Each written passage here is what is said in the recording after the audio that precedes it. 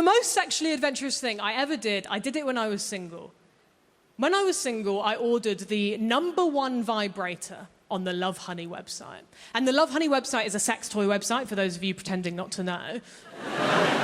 I kind of ordered it out of spite, right? Because one of my exes called me a prude, which I think is such an extreme thing to call someone. I don't think I did anything to warrant that. The only thing I can think of maybe is once I said that I don't like morning sex.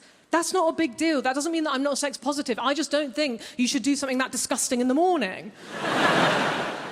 Not whilst the blackbird is singing his morning tune. But I went on the website. It was late at night. I just ordered the first one on the list because I thought that will be good. That will probably be quite nice. The thing that arrived is so terrifying. It plugs directly into the wall. It has one of those on the end of it. It uses mains electricity.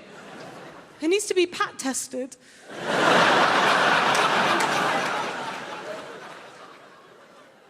I just find that so threatening, because I think what that's basically saying is, what I'm about to do to you couldn't possibly be done with a battery.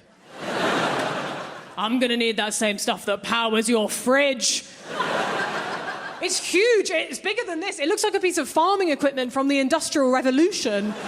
But it's called a wand. There is nothing magical about it. I've never seen this type of vibrator before. All the vibrators that I've seen advertised online are very small and portable, and they're not making big claims. They're just happy to live in your bedside drawer, and they'll be there like, okay, girl, I'm here if you need me. Like, if you and your partner get like super, super drunk one night, maybe you could experiment with me for a little bit. Honestly, I might not do anything, but I might speed things along for you a little bit. Either way, no worries if not.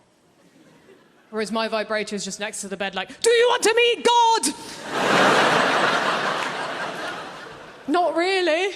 It doesn't even fit in the bedside drawer. It's just curled up on the floor like a python. And after it arrived, I was like, is this the right thing? Because I checked on the website, because I thought maybe it got mixed up with like an order meant for Guantanamo Bay. It was the right thing. Not only that, I read the description for the first time. It said in the description, this is the world's most powerful vibrator. I don't think I need that. I need absolute max, a whisper on the wind. The world's most powerful vibrator. You shouldn't be able to buy that without a license. Underneath as well, it said, the vibrator will turn off automatically after 20 minutes for your safety. 21 minutes and there's a danger of death. I don't even want to share. It cost £90. So I felt like I had to try it because I spent so much money. And I don't even have a plug next to my bed. I had to get the extension cable. That felt desperate. I turned it on onto the lowest setting. It had 8 settings. I turned it onto setting 1. It was so loud. I was like, there's nothing private about this experience. The neighbours are going to think I'm having a new kitchen put in. At midnight, they're going to call the council. Well, no, they're not calling anyone. They don't have any power right now. I tried it just for like 1, maybe 2 seconds, and I was like, I can smell burning. I can't use this thing. It's going to sand me down. It's going to erode. I'm going to be flat over. There'll be nothing left like Barbie. But it had 8 settings. I thought, I have to see what setting 8 does. Not on myself. I know my limits. I just turned it up to setting 8 in the sky. Fuck me. I was like, I'm going to rip a hole in the space-time continuum. I'm a romantic. That's my problem. I love romance. Oh, I want to be in a relationship. I want to try edible pants. You can't edible solo, they don't let you. I'm absolutely fascinated by them. Here's why. It must be someone's job to keep edible pants from being too delicious. Because they've got to be okay in context, but there's a team of scientists that's working day in, day out to make sure that none of us start craving them. Struggle being single. I'm a pick-me girl. Do you guys know what that is? A pick-me girl is a type of woman who's like me. I'm not like the other girls. Why? Because I like live music. Shackle me. I do like live music. Like sometimes I wonder if anyone's gone to see the band Placebo thinking it was The Cure. So I do think about that stuff.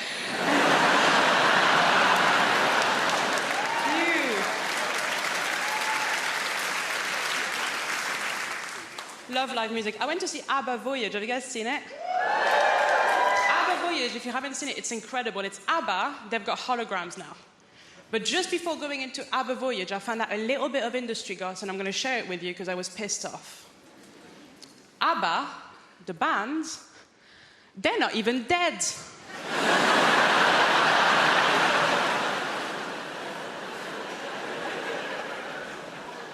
And they've got holograms, is it? You can't have holograms if you're alive. Hey, ABBA, go to work.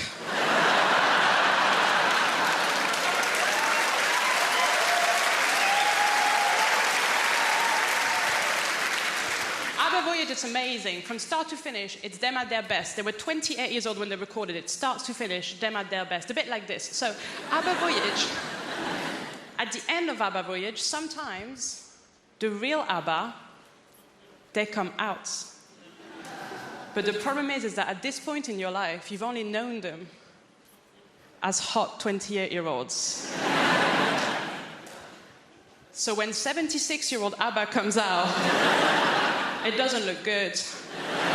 It doesn't look like them. It looks like their parents have come to pick them up. I am a pick-me girl. I lie about my interests constantly, I do. My new thing now is I pretend to like football.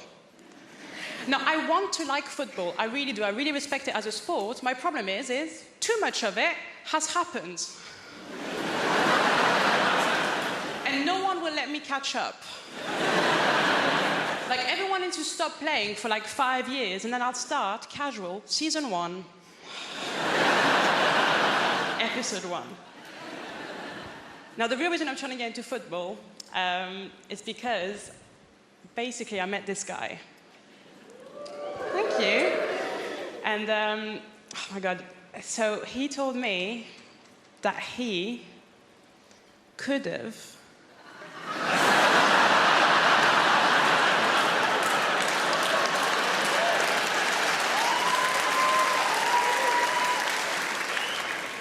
Do you guys know him? That's weird. He does have a lot of friends. He said he could have gone professional. But then, and this is so sad,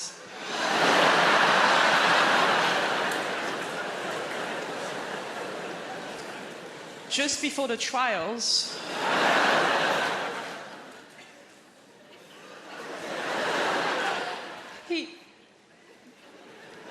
he didn't have the skills.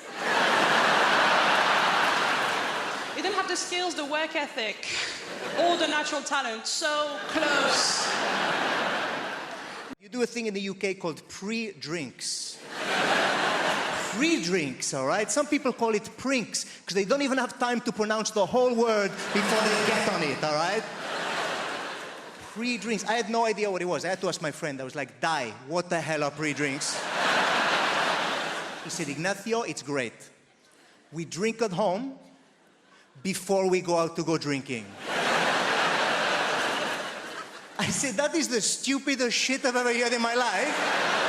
I said, why would you do this? He said, you know, just to warm up to get ready to go drinking. I said, that doesn't make any sense, all right? You don't do it for anything else, do you? You don't go, we're going to go to the cinema, pop a fucking DVD in before we go to the cinema.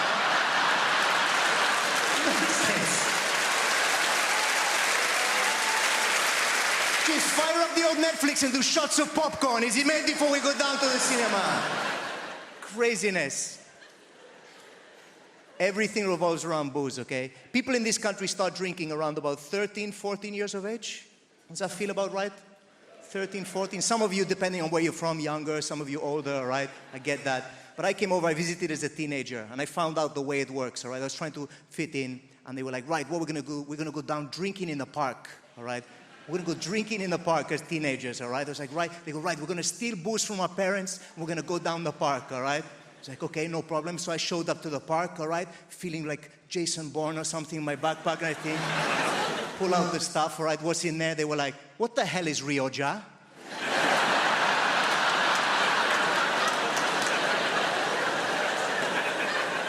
Like, it's Rioja. Does anyone have a corkscrew, actually? Because otherwise we're going to be here for a while.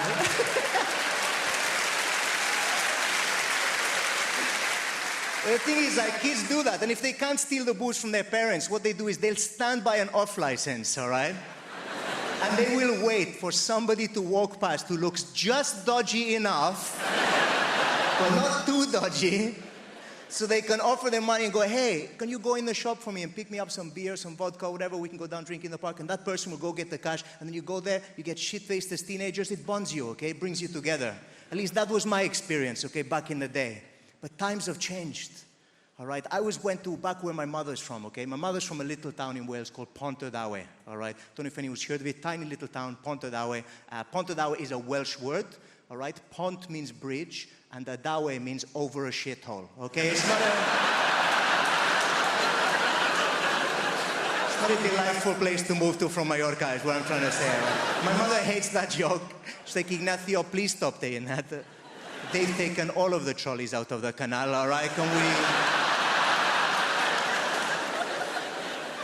But I was visiting and I was walking to see my mother and I passed an off license, okay? And there's this kid stood by the off license as I'm passing, all right? And he clocks me and I've got my guitar on my shoulder, so he's thinking, this guy's got no prospects. So he comes over to me with his cash, all right? And he was like, hey, could you maybe go in the shop? I'm like, I know where this is going. He goes, can you pop in the shop? I'm like, right. He goes, if I give you this money? I'm like, yep. And he goes, and get me some. I was like, I know where we're going. He goes, vape. I was like, what? He goes, vape. I said, seriously, vape? He said, yeah. I said, what flavor? He said, cherry. I was like, of course, cherry vape. All right, rock and roll. I go in the shop. I'm laughing to myself. I can't believe these kids asked me for cherry vape. How times have changed, all right? I go up to the counter. The guy behind the counter must have thought I was insane, all right? I'm laughing the whole way through the shop. I grab the stuff, pay for it, put it in the bag. I walk out. I'm laughing on the way out. I give the kid the bag. I go, there you go, pal. 20 Marlboro Red and a bottle of vodka. Grow up, you little shit. What is this? Vape nonsense.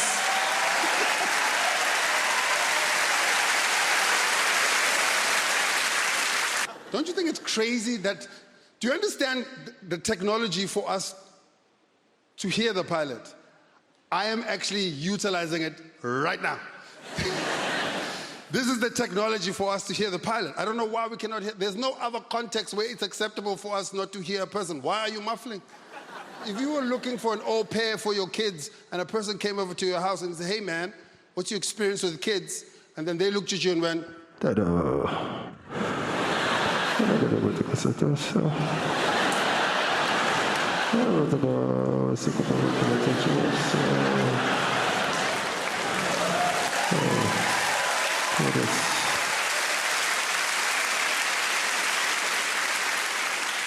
Like, you need to get out of my house, son.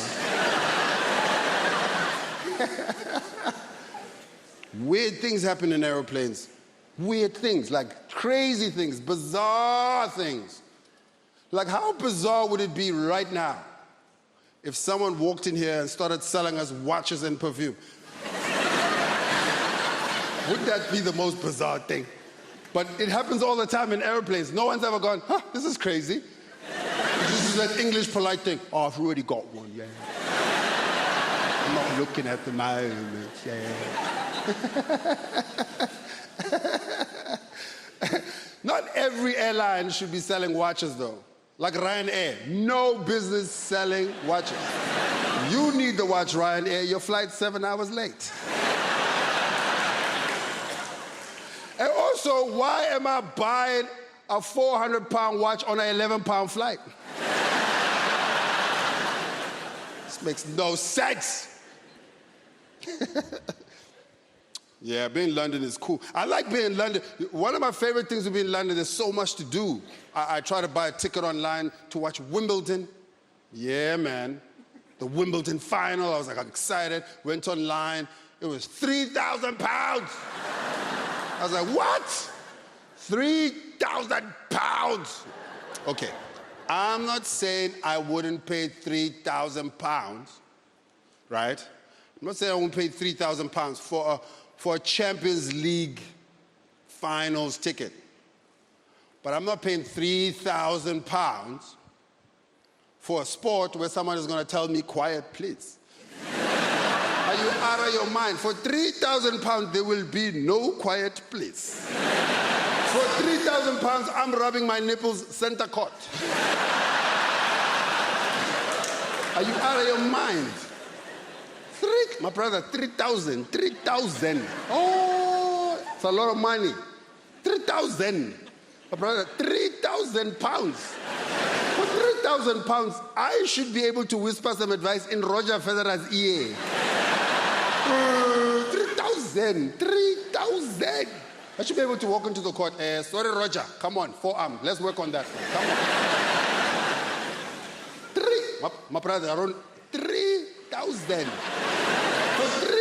For 3,000, I should be able to punch a ball boy in the face. For 3,000. Could be walking across, picking up a ball up. Uppercut him in the nose.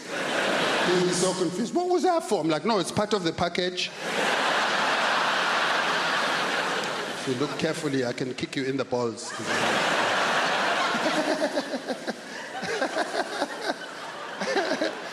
But here's the thing about being married a very long time. You get to know each other so well, right? I mean, my husband knows me well. I know my husband so well at this point that we can have a full-blown argument from start to finish, and he's not even home. You know? So, this year, I have been married 21 years. Thank you. I know it looks like I could have been a child bride, which where I'm from, totally possible. Anyway, I wasn't a child bride. Anyway, so 21 years. And here's what I've learned in 21 years. That to stay married and stay happy, because it's not naturally the same thing, to stay married and stay happy, what you must do is keep your focus on what is important. Keep your focus on what is important. Let everything else fall away. See, I'll explain. The other day, my husband and I were having an argument, a face-to-face one, the one where he's actually at home. So we're having an argument, and, I say argument. The fact is, after 21 years, my husband and I don't really have arguments. We have throwdowns. You know, throwdown, like MMA level. Do you know what MMA is, sir? Yeah, marriage martial arts. Proper MMA. No matter what the topic, my husband and I both always bring it for everything. Because we know that after 21 years and 3 kids, nobody's fucking going anywhere. Right? We are just trying to get to the end of this somehow.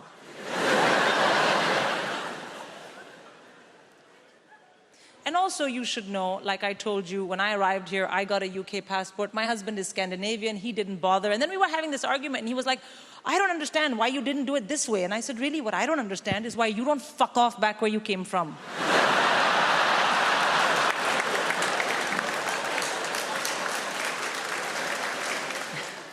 Apollo, I cannot lie to you, it felt pretty good. Oh my God, what a great phrase. I am totally on board with it now. Knock yourselves out.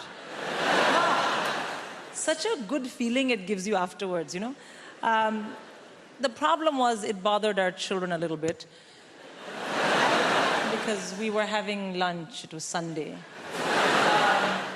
Our youngest child, she said, oh no, Mama said the F word. And I said, oh darling, you're right, I did. But you know what? When you grow up and meet the man of your dreams, so will you. And then my teenage son said something, but let me explain, ladies and gentlemen. Between 45 to 85% of what this child says, I don't understand. Because he's a teenager. He just looked at me and said, why so salty, bro? And then our middle child, apart from being somewhat fractured, she's also very woke. By which I mean she doesn't understand the difference between racism and a joke about racism. So she got very upset and she said, you can't say that to Dad, that's racist. And I said, racist? Look at my face. I can't be racist. Everybody knows only white people are racist. Oh, how she got angry. She stomped out of the room. And I was like, oh, come on, darling. Sorry, it was a joke. I know you're half white. Oops. There's other younger people in the room, right? You know what I mean. You have only ever known a time in your life when you're trying not to get pregnant or trying not to get somebody else pregnant. And I don't want to blow my own trumpet, but on both accounts, I fucking smashed it. I think it comes down to skill set at the end of the day, doesn't it? People are just good at different things. Some people are good at the violin. Some people are good at parallel parking. I was very good at taking the pill. Every day, every day, every day. Honestly, I used to think I was so good at taking the pill, I deserved a reward. Arguably, there was a reward. It was the reward of not having to watch Peppa Pig or cleaning up another human's shit. Tell you what I don't understand, right, is women who are on the pill and forget to take it. Don't get that. Because don't get me wrong, I forget things. I forget my keys, my wallet, the fact I'm married. Sure! But forgetting to take something that can prevent you from creating a human that could one day say, turn the machines off, is what she would have wanted.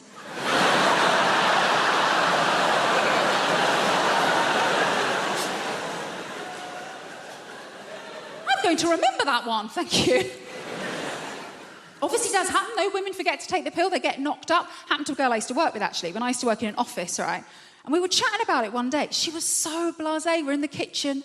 She's just standing there rubbing her belly like, well, the thing is, I've just got really bad memory. I was thinking, that's funny, because every day without fail, you remember to steal my milk. Maybe if you'd strapped your packet of microgynon to my semi-skimmed... Stephen in accounts wouldn't be telling everyone how you trapped him. I think the reason I was always very good at remembering to take the pill, because I've been on it for so long. I was on it since I was about 16. And the reason I started taking it was because I was going out with my first boyfriend, Kevin Sutherland. A boom, chicka, wow, wow. He was quite the catch. He had a Peugeot 106 and a tattoo of Bart Simpson, which I thought showed a great joie de vivre. And things were going very well between Kevin and I. We had matching bracelets from Argos, so you can tell how serious we were. And we'd agreed that we were going to do it for the first time, right? So I was like, right, I put myself on the pill because my first time is going to be really special. My first time is going to be just like in the movies. So the big day arrived, and Kevin, bless him, he made such an effort for everything to be really perfect. Like, he paid his little brother to leave the room.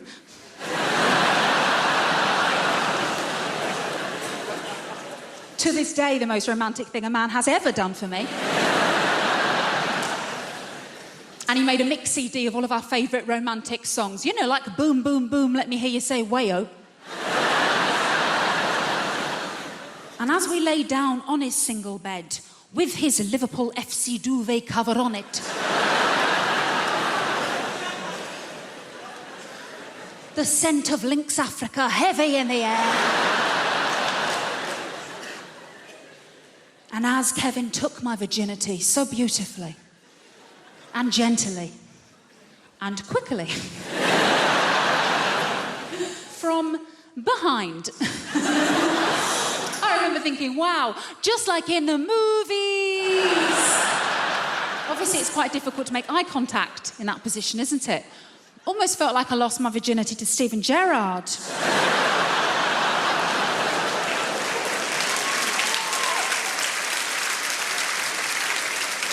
I'll never walk alone. I never will. It's lovely to be here. I've come all the way from Brighton. Just in case you're wondering what this haircut is about. Might be a new face for some of you people. Don't panic. The BBC invited me here because they needed a beige lesbian. So I'm just here to tick some boxes. Not your box, madam. Just a metaphorical box. I'm half Spanish, that's what's happening there. I've got a Spanish mum, and she lives here in the UK. It's all very legal. She's lived longer in the UK than she's ever lived in Spain, but the brilliant thing about my mum is that she's never lost her accent. She's done very, very quickly. She's lost the words she cannot pronounce. Lost words she cannot pronounce, huh? My favourite word that my mum's never been able to pronounce is my brother's name. Not even a difficult name, his name's Stephen. I don't know if you've noticed this, Spanish people, any word that begins with the letter S, they struggle, right? So my mum doesn't call him Stephen, she calls him Steven.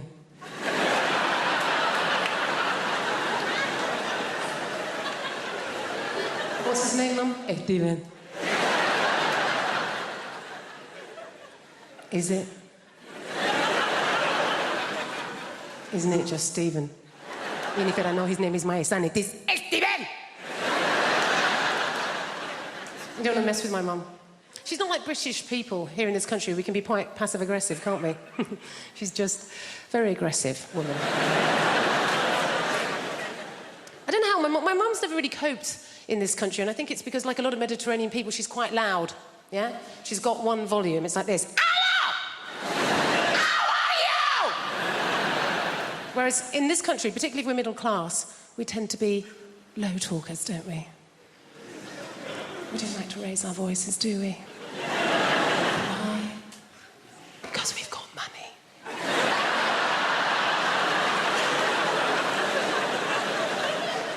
And we just assume that if you are raising your voice, well, you're probably poor. Or worse, foreign. Great thing about having a Mediterranean mum is they feed you. Oh, my God. She's always feeding. That's her way of showing that she loves her children, is to feed us. You know, I can remember going around friends' houses, you know, like English mums. Go around an English mum's house and the conversation with mum's more like this. I think you've had enough. My mum will feed you till you puke.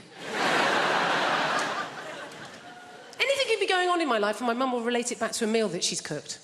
Do you know what I mean? Like, so good or bad, particularly if I'm depressed. If I phone up my mum and I've had a terrible day, yeah? I phone up my mum, conversation always goes like this. Oh, Jennifer, my God, I'm so sorry to hear that you're having a hard time right now. But you know what? Don't worry, okay? I made a soup. Come home. You sound hungry.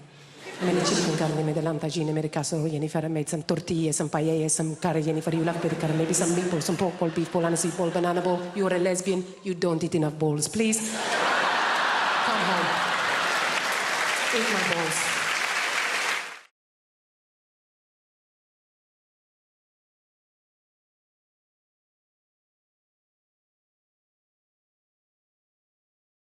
You don't get trained by our dads, us heterosexual single men, right? We don't get trained about how to cope if we're single. Or we get drenched in sort of misogynistic testosterone images, you must shag at all times. What if you can't? What if you're emotionally incapable, if that makes sense? Right? I am straight. Sometimes I look at myself and go, WTF, but totes am. So... Random. Why is it being so random? I love it. Say badger, badger. Oh my God, he's so groundbreaking. Every girl in this room, whether you were brought up by your mum, your nan or aunt, you had a female figure that always sat you down and went, babe, mum, I'm an adult now, I don't need to talk, I don't care. I want you to have fun tonight, but listen, if at any point you change your mind, you call me, I will come out and get you in the Nissan Micra. I will come, mum, you're in back, I don't care, get a taxi, I will pay for it, I'll be in the cupboard, I'll be watching, checking you're safe. Be honest, how many guys, especially if you're from my background, white, working class, shaven-headed, racist, cockney dad, my dad's got not one, not two, but 3 ripples of meat between head and neck, yeah? An Essex triple ripple. Want me to carry a breeze block? Stick in my triple ripple, no problem. It's unthinkable that if by some miracle I'd pulled a girl when I was 16, my dad had sat me down and gone, now, I do want you to have fun tonight, son, but do not feel any pressure whatsoever to do anything sexual, yeah? Even though your virginity shames me on a daily basis, right? And down the pub, they call me Dave, the dad of the gayer. Don't feel any pressure. That's the only thing which trumps my dad's racism is his virulent homophobia, his fear that his eldest son might be gay. Of course, that's made me more camp. There was just streams of thin men running up to my bedroom the whole time. I was into Dungeons and Dragons till I was 21. I'm going to be a wizard tonight. Downstairs, they're up there bumming. I know they're bumming. I know. Take it out, my son. What does Expelliarmus mean? Right. And of course, you know, the last time I did Apollo, it was a couple of years ago, it goes out, it was on TV in December, and I had to face my dad that Christmas, having brought him to life like this on stage. And I thought he was going to be angry, and I wasn't prepared for the softening of the alpha's face, yeah? Tears glistening his silver back as he waited for me in the kitchen. I had to chuck a poo to show he was dominant. This is what really happened. It was almost touching, Apollo, almost touching, right? You know what these dads are like? They suddenly show emotions once every 8 Christmases. They have too many Stellas and they do the wobble like that. The eyes say, you're my boy, I'll never tell you I love you. Do you know what I mean? Where's this coming from? Right? My dad had never said it. And he's got the 5 Stella wobble, the Christmas hat. He went, come here. And he gets the programme name wrong all the time. I saw you on that live from the Apollo, yeah? Just to wind me up, right? Right? Why'd you make it out? 3-syllable Essex out. Why'd you make it out? Why'd you make out? Right? Why'd you make out? I'm not a loving father. I'm like, where is this coming from? This is quite late in my childhood for this type of closure, and us men, we have to pretend we don't want it, but you do want to hear it. If you're 50 and your dad's 70, you'll cry like a bitch if he uses the L word. Right? Why'd you make out? I'm not a loving father. And I leant in for what I thought was going to be my closure. Do you know what came out of his mouth as his masculinity kicked back in? Why'd you make out? I'm not a loving father. Why, Dad? Yeah, I never bloody hit ya. That was it. That's the total skills it takes to be father of the year. Just don't beat your offspring in the face. That's all. I've not smashed my son's head in. Here comes Scylla with an award. Right? But he backed it up. It got better. Do you know why? Do you know why I never hit you? Do you know why? And I leant in. Why, Dad? I could have almost said, Daddy. I'd regressed so much at this point. You know what it's like? You're 8. If you've got a dad like mine, you're 8 when he looks at you. You'll always be 8 until he dies. Why? Do you know why I never hit your boy? Why, Dad? And this is what came out of his mouth, and I was waiting for the love again. It's because if I'd started, I wouldn't have effing stopped. Murder! That's murder!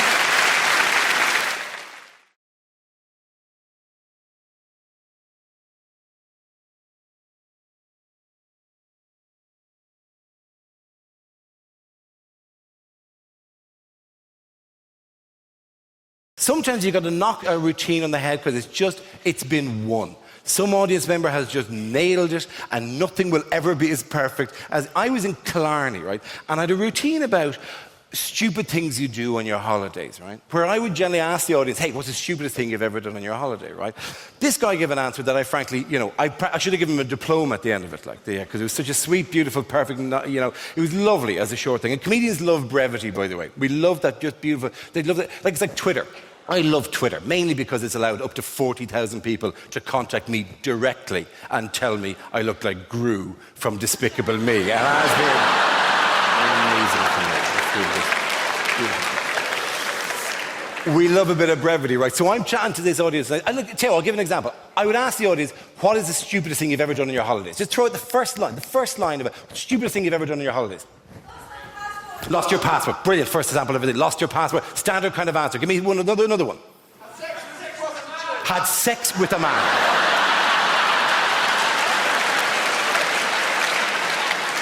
A surprisingly common response. And if you're gay, actually not that weird at all. It's great. So lost the passport, has sex with a man. Give me one more for the hell of it. Bit by a donkey. That's very much the stupidest thing that donkey did, rather than you, if the truth be told, right? So lost a passport, has sex by a man, bitten by a donkey. It's a hell of a night out, right? It's a fantastic single evening. If you could roll that into one story, you were in the game here, right? That is fantastic. They're all good answers, right? But they could have happened anywhere, right? With respect, you could have lost your passport at home, you could have a sex with a man anywhere you want. It's on your phone, Grindr, check it out, right? You could go to Blackpool and have sex with a donkey, not have sex with a donkey.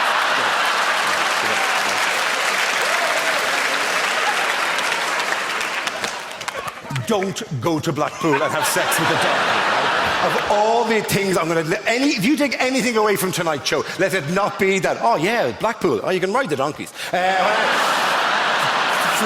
It's fantastic. It's out of season, They're not getting much work. Anyway, no. You just got to go with this when it happens, right? No. They're all fine things. They're grand stuff. I walked out in Killarney and I said, what is the stupidest thing you've ever done in your holidays? And a man in the front row just raised his hand and went, I kicked an armadillo.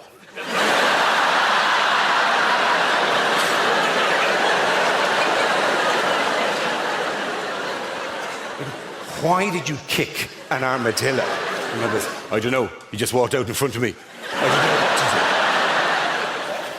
to do. He was on a nature trek with a local guide sympathetically showing him the wildlife. Literally, there's a man at the front with a tree going, if you look up there, you can see that's the nest of the... And let's just pull back the bush. And now, can you see the tracks of the... as it walks through the... And he's at the back, just minding his own business. And an armadillo walked out in front of him. And he just panicked and went, ah, Jesus! And boom, fried. Hoofed it. Properly caught it with the instep, fum fam, right? Lifted it over a tree. Converted the armadillo, right? Now, I have no idea what I find more delicious about story, right? The face of the tour guide going, don't kick the wildlife. Was that not obvious in the general tone of what we're doing here today? Or the armadillo going, this is a bad day for it.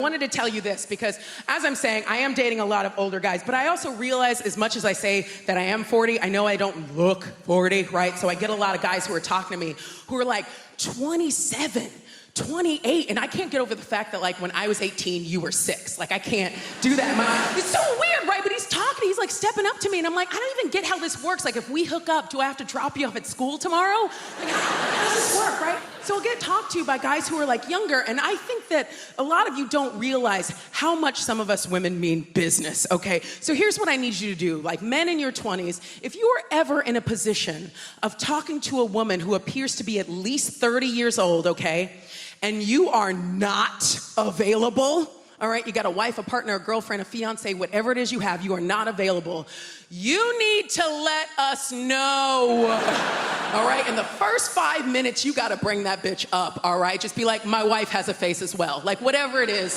just find a reason to bring her up, because yes, you will see the light of hope die in our eyes, but at least we'll know these are not the droids you're looking for, and we can move on, okay? Because we are not looking for friends, we're looking for partners. We are like sharks, we are on the move, all right? I was at a cast party for a show I was not in about a month ago, right? Because, like, basically, my friend had done this show, and she invited me to the party, and I was like, great, because I don't know any of these guys, but they're all coming down off of the high of finishing what they've done, and they're all gonna be depressed, and I'm gonna catch some sad dicks in my basket, yeah. I'm gonna get all these sad, crying dicks, yes, right? It's a perfect place to pick up new people, right? So I go to this cast party, and I'm talking to the sound guy, right, for the show. And I love sound guys. I depend on sound guys, but I love tech guys because they just get business done and don't make a fuss about it. They're like, yeah, you're welcome, bye. Like, I love that, right? So I was talking to the sound guy, right? And he was like cute and geeky. And I talked to this guy for 45 minutes about the video game The Legend of Zelda. Yeah, I held my own in that nerd-ass conversation for 45 minutes. I stumbled all the way down memory lane with this guy. And I was pretty proud of myself. 45 minutes of this talk. And I'm like, you know what? I think we're vibing. Like, I'm gonna get his number. He's so cute. He's so funny. 45 minutes into this conversation, this guy goes, yeah, my wife always loved that game. And I was like, God damn it! Your wife? Your wife? I have ovulated in the middle of this conversation. Your wife owes me an egg. Go run and tell that bitch that. You owe me an egg. Right? She'll be mad at your ass too when she comes. She's like, why did you tell her that? Now I gotta give this bitch an egg. Come on.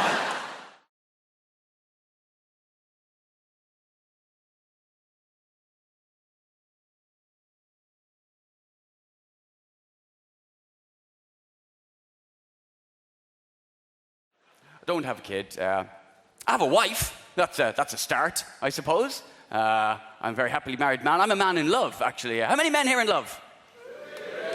A few of you. By the way, those of you who are here, any men who are here with women and you didn't react when I asked if you were in love, you have a very frosty journey home ahead of you. That's all I can tell you.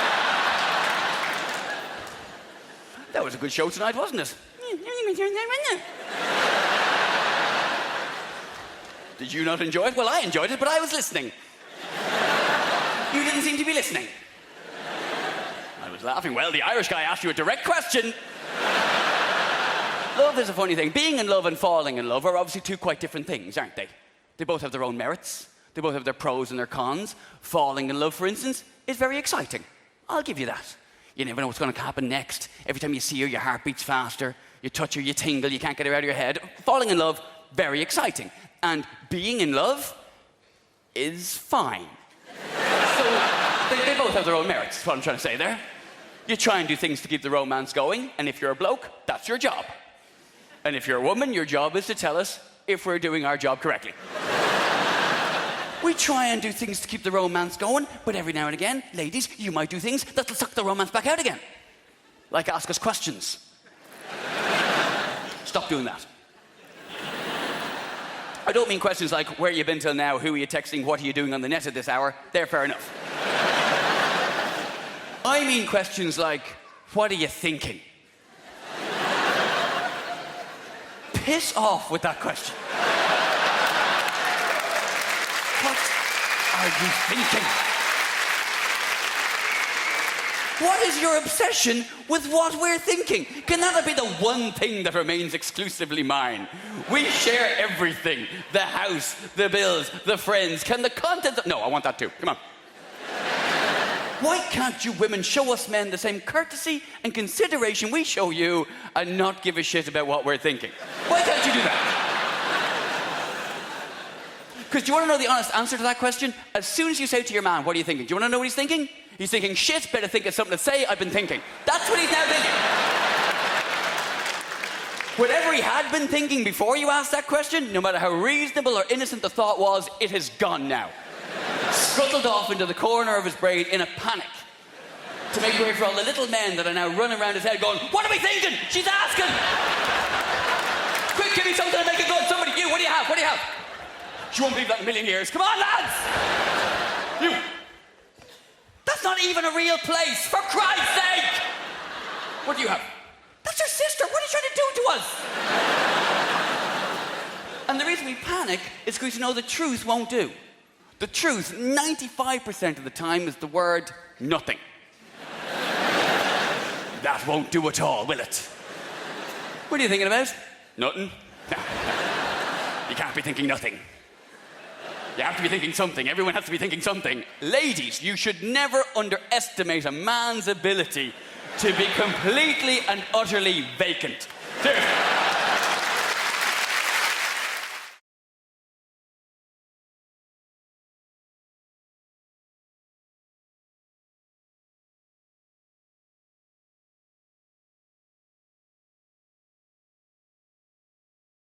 I was filming the traffic, and before I knew it, I was surrounded by area boys. These are the local gangsters in Lagos. Going, give me your camera, we will kill you, you cannot film us. Give us the camera, give us the camera.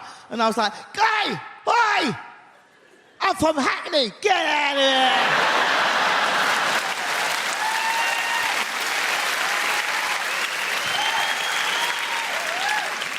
That's right, don't mess with me.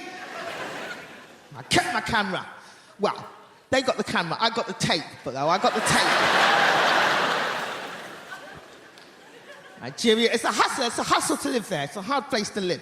Like, you commit a murder in Nigeria, you will get away with it. You will. And I'll tell you why, because we ain't got no CSI in Nigeria. The police turn up at a crime scene and they're like that. Okay, there's a dead body. There's a dead body.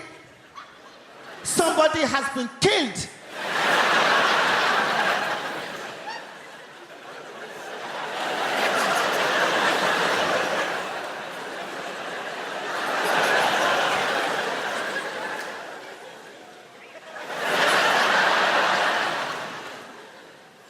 Did you do it? No? Oh, shit.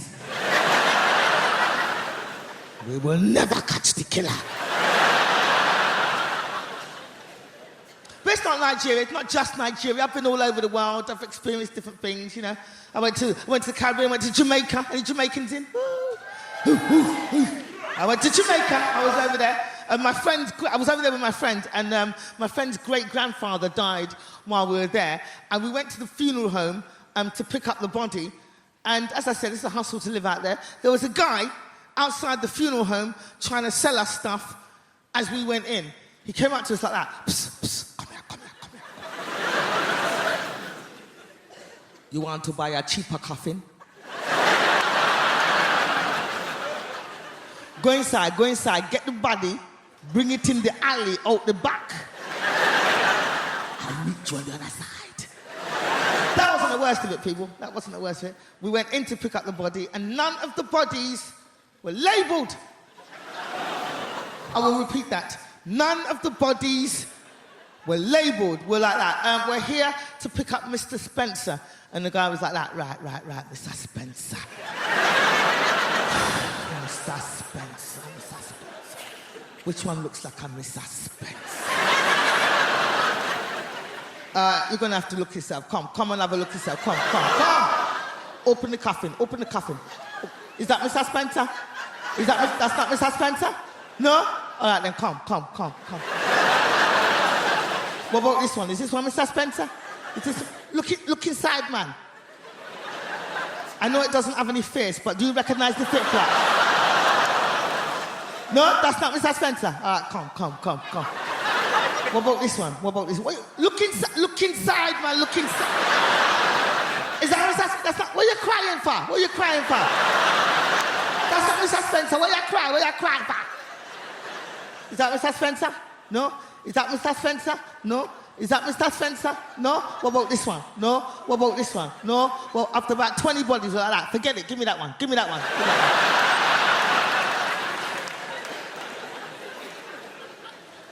Trying to explain it to the kids at the funeral. Yes, Johnny, sometimes when the body decomposes, it does turn into a white woman. Yeah, sometimes.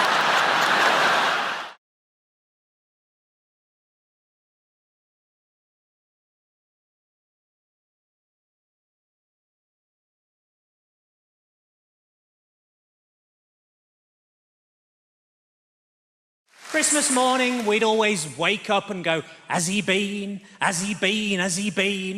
Because we knew Dad wouldn't put the presents out until after he'd had a shit.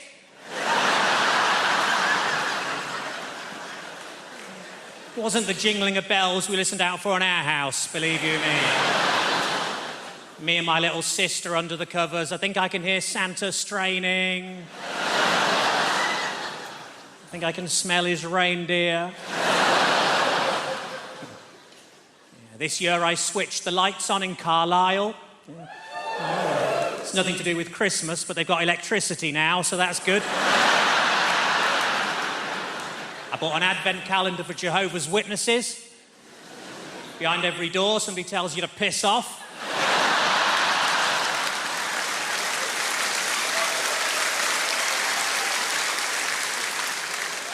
I bought a Travelodge advent calendar.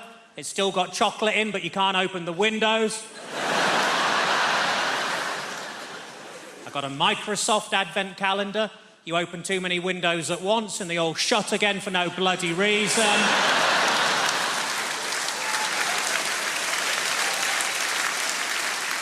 I took a poll recently and 100% of people were quite annoyed that their tent had fallen down.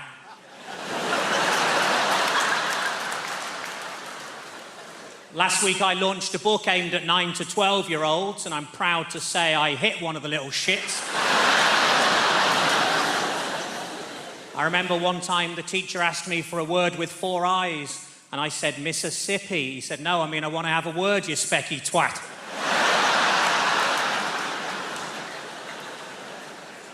A friend of mine's been suffering from paranoid delusions, and now he thinks he's a chocolate orange. I worry he's going to be sectioned. Poor Terry.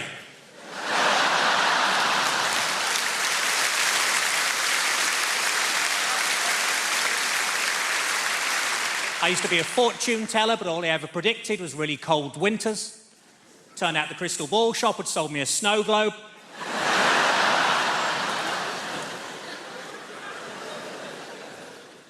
In my last job, I just used to punch buttons all day, and that's why I'm no longer allowed to do panto. I nearly lost my job as a roofer when I was caught masturbating on the first day. Luckily, my boss said I could wipe the slate clean.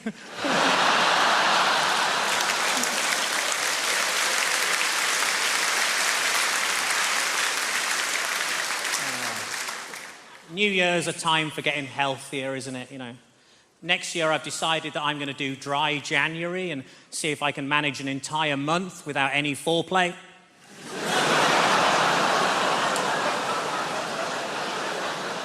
My golf instructor said I need to work on my follow-through. I said, is it my swing? He said, no, you've got shit down the back of your trousers.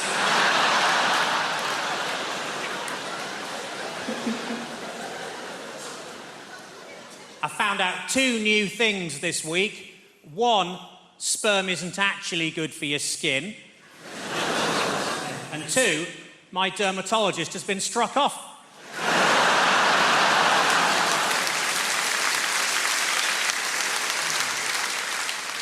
My dad's been suffering from seizures. So far, they've taken his car, his house, and his boat.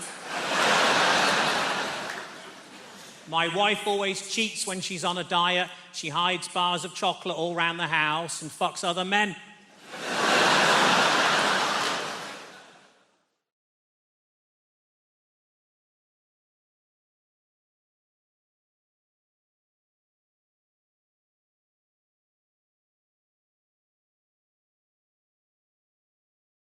I hated teaching, and it's a brilliant, wonderful, noble profession, obviously, teaching. I hated it because I didn't want to do it.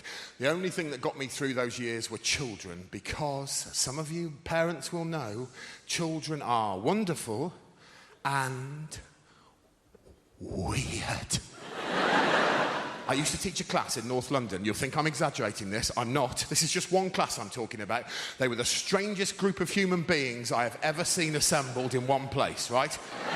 They were the strangest group of human beings ever in one. I include all of the series of Big Brother in that.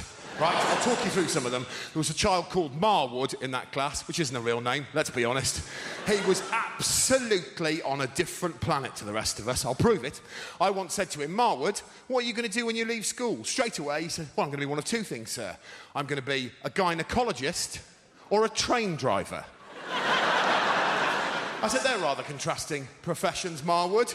This is only funny if you believe me, he wasn't trying to be funny at this point. He went, yeah, they are, aren't they, sir? I suppose at the end of the day, I just like tunnels.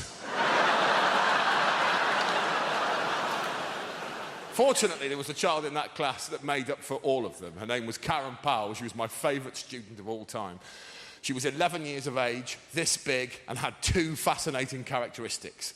Number 1, her internal compass was buggered, right? So she was 10 minutes late to every single lesson, and the school wasn't that big. 10 minutes late.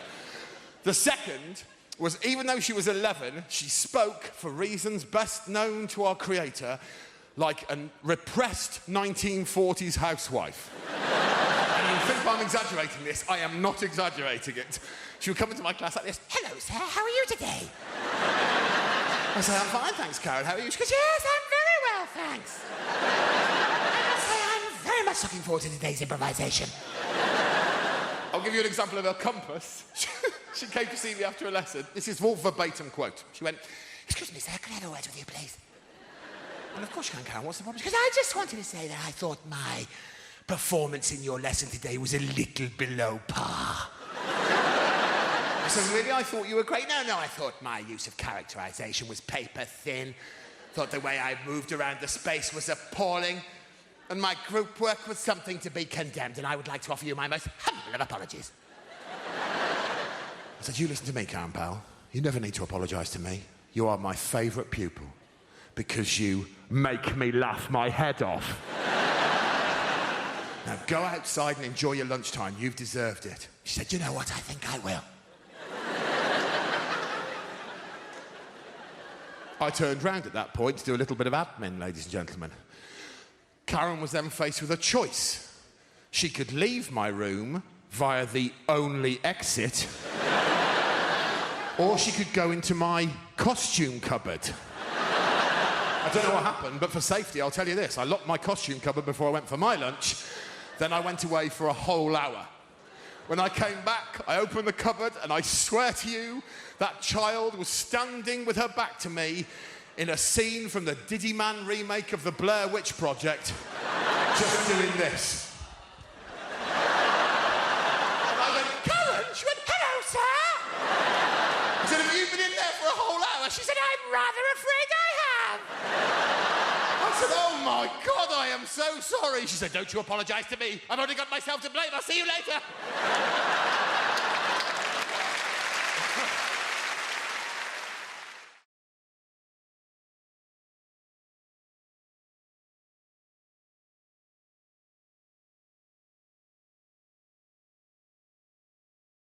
I've got the memory of an elephant. I remember one time I went to the zoo and saw an elephant.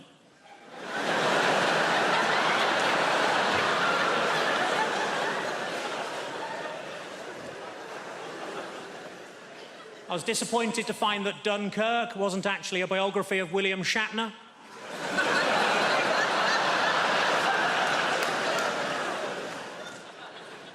I accidentally kicked my dog early and it bit me on the bollocks. My mate said it's karma. I said, no, if anything, it's even more angry.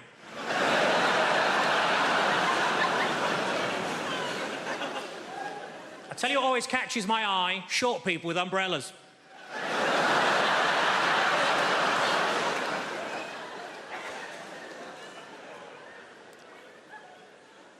I put on a lot of weight, so I rang up Weight Watchers. I said, it's an emergency, can you send somebody round? And they said, yes, we can, we got loads of them.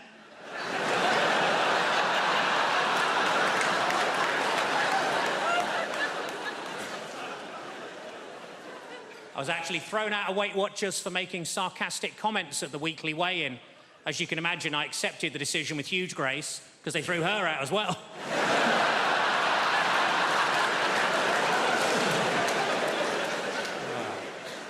I was watching TV, the announcer said there's a documentary about the clitoris on the red button, but I couldn't find it.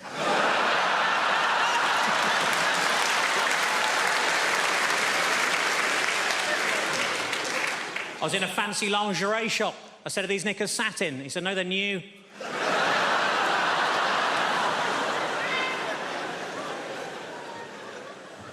I didn't know what to get my little niece for Christmas, so I asked my sister what she's into. Apparently, at the moment, she's mad about frozen stuff, so I got her some oven chips and peas. It's been a tough week. I got myself a memory foam mattress, and now it's trying to blackmail me.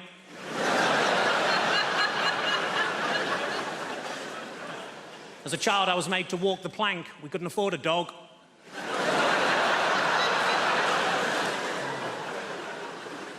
I went on a positive thinking course. It was shit. You would be. And it was half empty. The area in a Nando's between the front and back door is called the peri-perineum.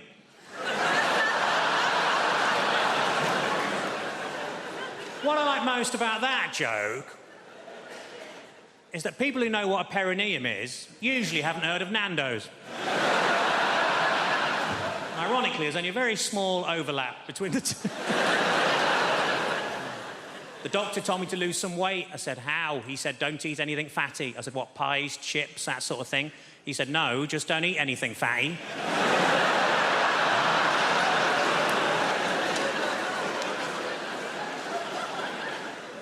Old lady names are very much back in fashion at the minute, like Lily or Elsie or Rose, and we wanted something like that for our daughter, but we couldn't decide, so in the end we just called her Nan.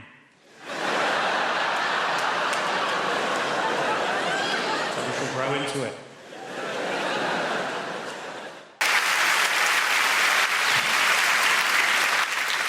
So this bloke said to me, he said, Tim, he said, did you know Marie Osmond is about to appear in the world's worst film? I said, Warner Brothers. He said, I already have. So I went to the record shop. I said, what have you got by the doors? He said, a bucket of sand and a fire blanket. I said, can you recommend some music for a kid's party? He said, Small Faces. I said, of course they have, the kids. My mum and dad are complete opposites. You couldn't hope to meet two such totally different blokes.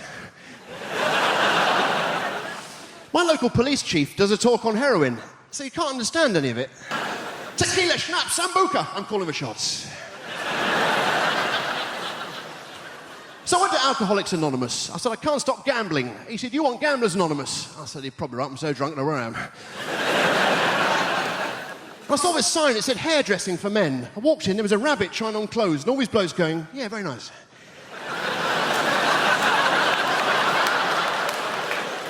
So I went to the cinema, I saw a very sad film, and the bloke behind me suddenly started wailing. I got hit in the back of the head with the harpoon.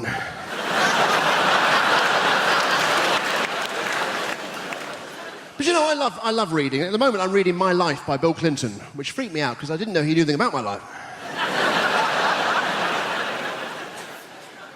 And this bloke said to me, he said, I've got bubonic plague. I said, don't give me that. Ladies and gentlemen, I'll leave you with this. Well, I didn't bring it with me. Today I had dinner with my boss and his wife, and it was a complete disaster. My boss's wife said to me, she said, Tim, how many potatoes would you like? I said, I'll just have one. She says, all right, you don't have to be polite. I said, all right then, I'll just have one, you stupid cow. Thank you very much, good night, God bless!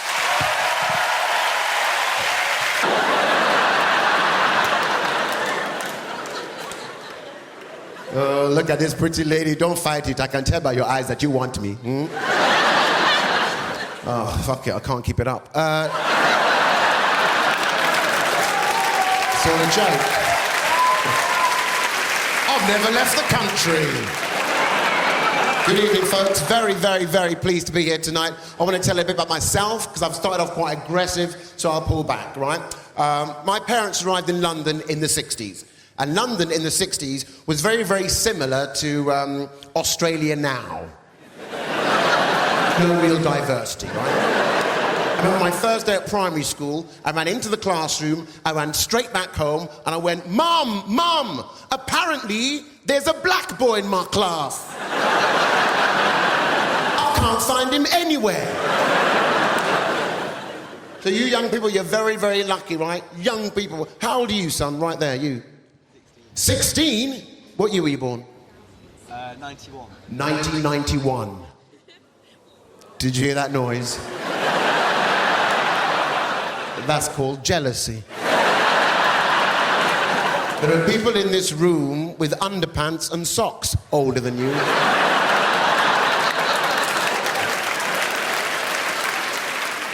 Where are you from, child? Where are you from? London. London, big place. Scale it down. I'm not driving a minicab. Let's work together.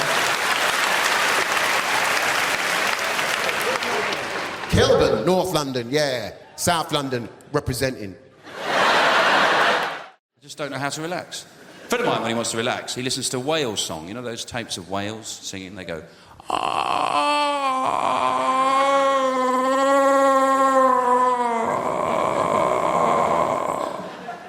I think, firstly, they're not singing, are they? No, they're faxing.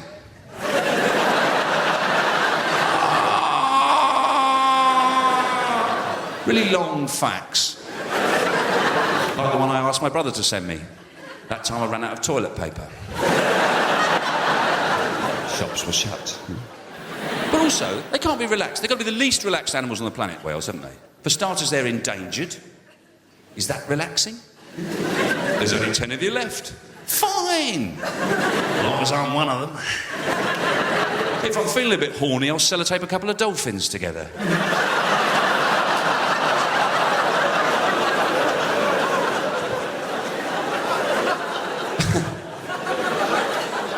But not only are they endangered, they're the biggest animals on the planet, whales, aren't they? They're enormous. Me doing that doesn't really get across how big they are. They're massive. But they eat the smallest, don't they? Plankton and krill, tiny little creatures like that. Imagine, you're a great big animal, you're starving hungry, you never get a good bite of anything, never get a good, oh, that was bloody lovely, that was. No, just all day long shoving tiny bits of food in the side of your mouth. Oh, I'm sick of these stupid little things. Oh. I like to think of it as Jeff Capes living on hundreds and thousands. He'd be furious, wouldn't he?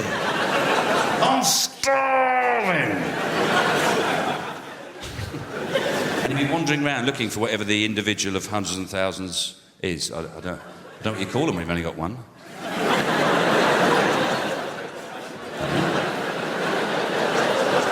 You wouldn't call it a hundreds and thousand, would you? That's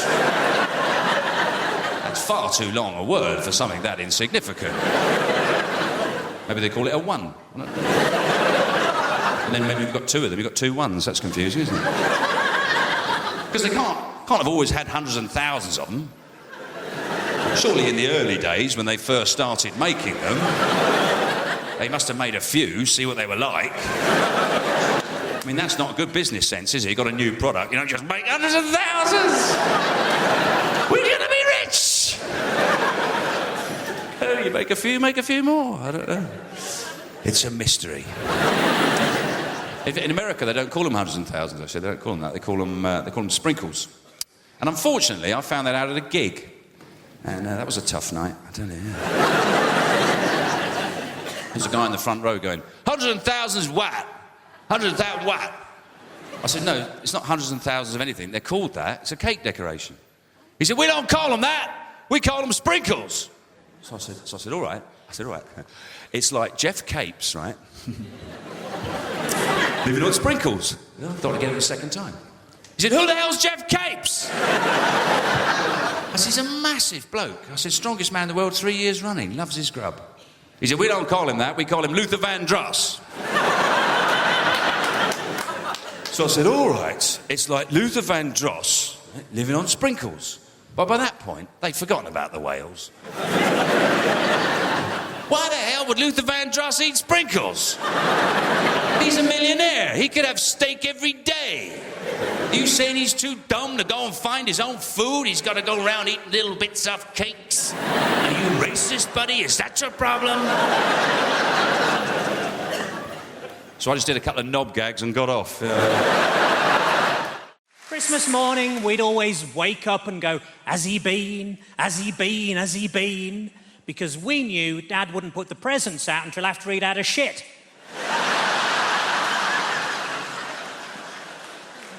It wasn't the jingling of bells we listened out for in our house, believe you me. Me and my little sister under the covers. I think I can hear Santa straining. I think I can smell his reindeer. This year I switched the lights on in Carlisle. It's nothing to do with Christmas, but they've got electricity now, so that's good. I bought an advent calendar for Jehovah's Witnesses. Behind every door, somebody tells you to piss off.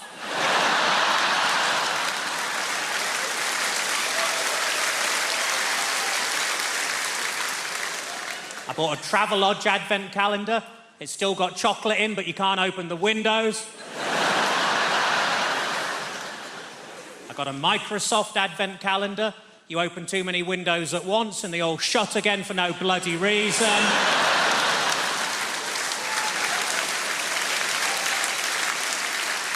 I took a poll recently and 100% of people were quite annoyed that their tent had fallen down.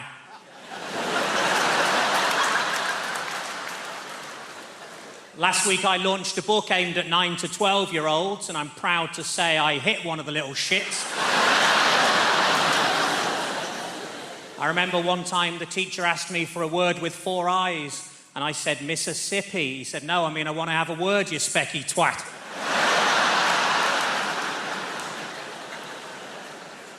A friend of mine's been suffering from paranoid delusions, and now he thinks he's a chocolate orange.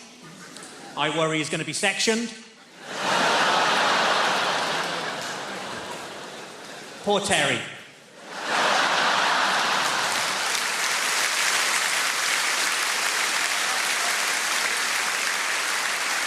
I used to be a fortune teller, but all I ever predicted was really cold winters. Turned out the crystal ball shop had sold me a snow globe.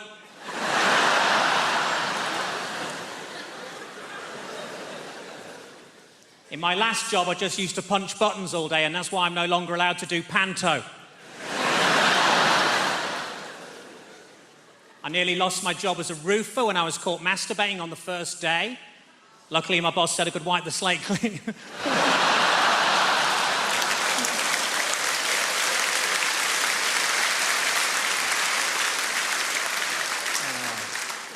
New Year's a time for getting healthier, isn't it? You know. Next year, I've decided that I'm going to do dry January and see if I can manage an entire month without any foreplay.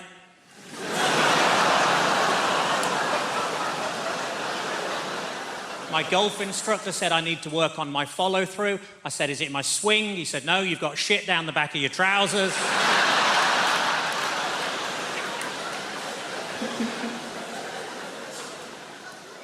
I found out 2 new things this week. 1, sperm isn't actually good for your skin. And 2, my dermatologist has been struck off.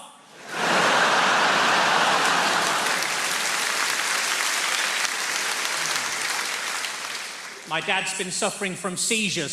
So far, they've taken his car, his house, and his boat. My wife always cheats when she's on a diet. She hides bars of chocolate all around the house and fucks other men.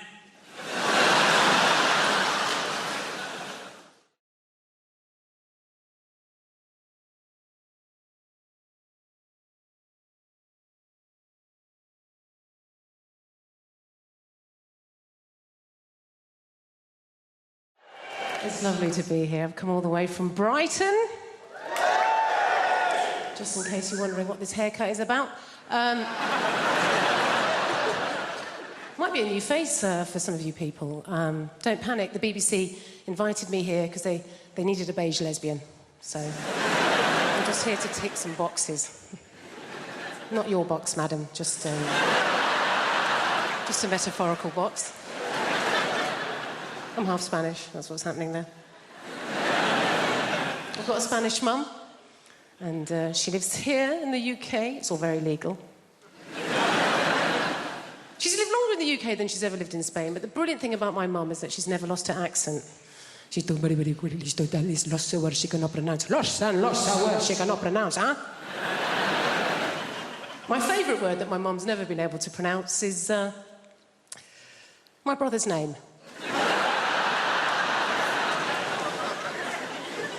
A difficult name. His name's Stephen. I don't know if you've noticed this. Spanish people, any word that begins with the letter S, they struggle, right? So my mum doesn't call him Stephen. She calls him Steven.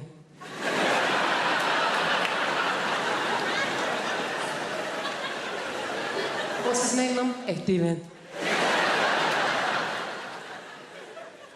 Is it? Isn't it just Stephen? Jennifer, I know his name is my son. It is Steven! You don't want to mess with my mum. She's not like British people here in this country. We can be quite passive-aggressive, can't we? She's just very aggressive woman. I don't know how my mum's never really coped in this country, and I think it's because, like a lot of Mediterranean people, she's quite loud, yeah? She's got one volume. It's like this. Whereas in this country, particularly if we're middle class, we tend to be low talkers, don't we? We don't like to raise our voices, do we? Why? Because we've got money.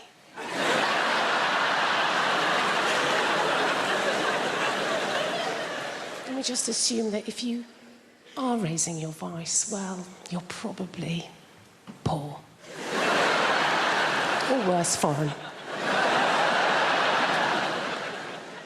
Great thing about having a Mediterranean mum is they feed you. Oh, my God. She's always feeding. That's her way of showing that she loves her children, is to feed us. You know, I can remember going around friends' houses, you know, like English mums. Go around an English mum's house and the conversation with mum's more like this. I think you've had enough. My mum will feed you till you puke. Going on in my life, and my mum will relate it back to a meal that she's cooked. Do you know what I mean? Like, so good or bad, particularly if I'm depressed. If I phone up my mum and I've had a terrible day, yeah? I phone up my mum, conversation always goes like this. Oh, Jennifer, my God, I'm so sorry to hear that you're having a hard time right now. But you know what? Don't worry, okay? I made a soup. Come home. You sound hungry. I made a chicken curry, I made a lamb tagine, I made a casserole, Jennifer. I made some tortillas, some paella, some curry, Jennifer. You love the curry. Maybe some meatballs, some pork ball, beef ball, aniseed ball, banana ball. You're a lesbian. You don't eat enough balls. Please, come home. Eat my balls. You know, when I found out that I was going to do this gig, I immediately put together a message and I pinged it out on our family WhatsApp group to my husband and my children. Because that is the kind of rock and roll comic I am. And my son, my teenage son, wrote back to me at once, and his message said, "Thug life chose you, brah."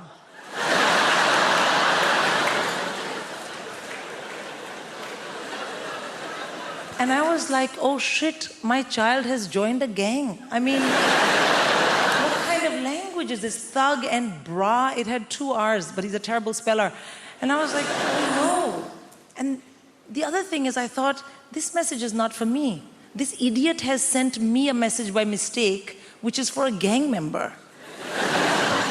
What if the next message is something much worse?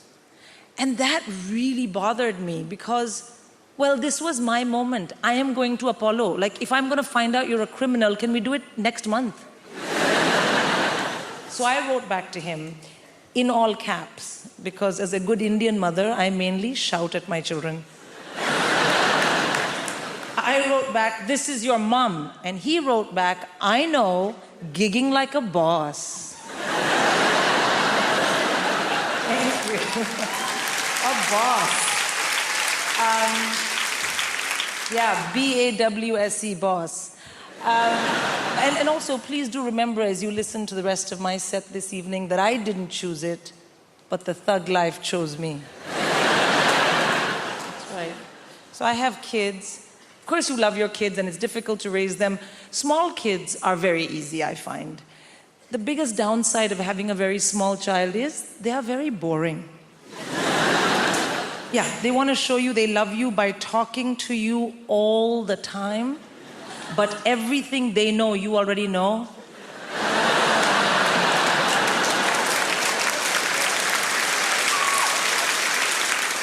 I mean, literally zero value add in any of those conversations. But you do it anyway because they're your kids, you know? And you know what people say, small kids, small problems, big kids, bigger problems. And the reason is that as your kids get older, you have to discipline them properly. And I find this very stressful because I'm born and raised in India. So what I consider robust, healthy, high-quality parental discipline is frowned upon in this part of the world. That's not true. It's illegal. I know because I have checked.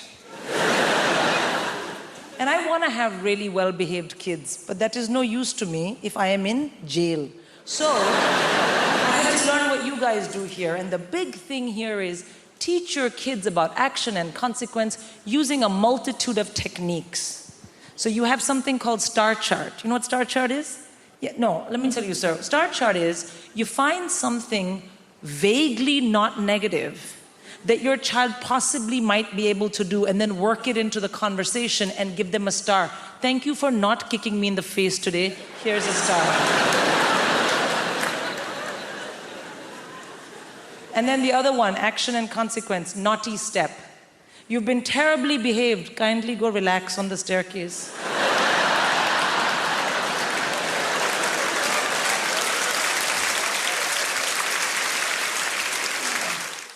When we first moved to our area, it was a bit shit, right? But it's got nice. It's got a little bit nicer. It's very slightly gentrified. So now everyone that owns their property, they go on Rightmove every day for a little wank.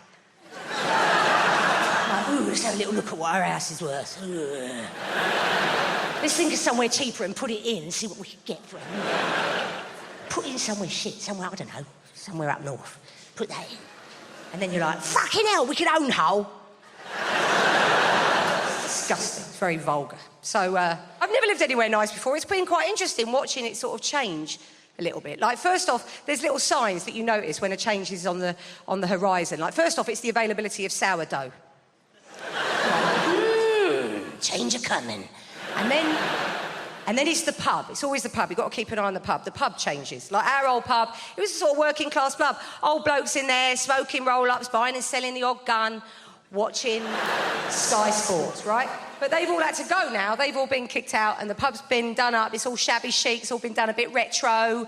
And now, you know, there's like pictures on the wall, old Polaroid photographs of working class blokes smoking roll-ups, buying and selling guns, watching Sky Sports.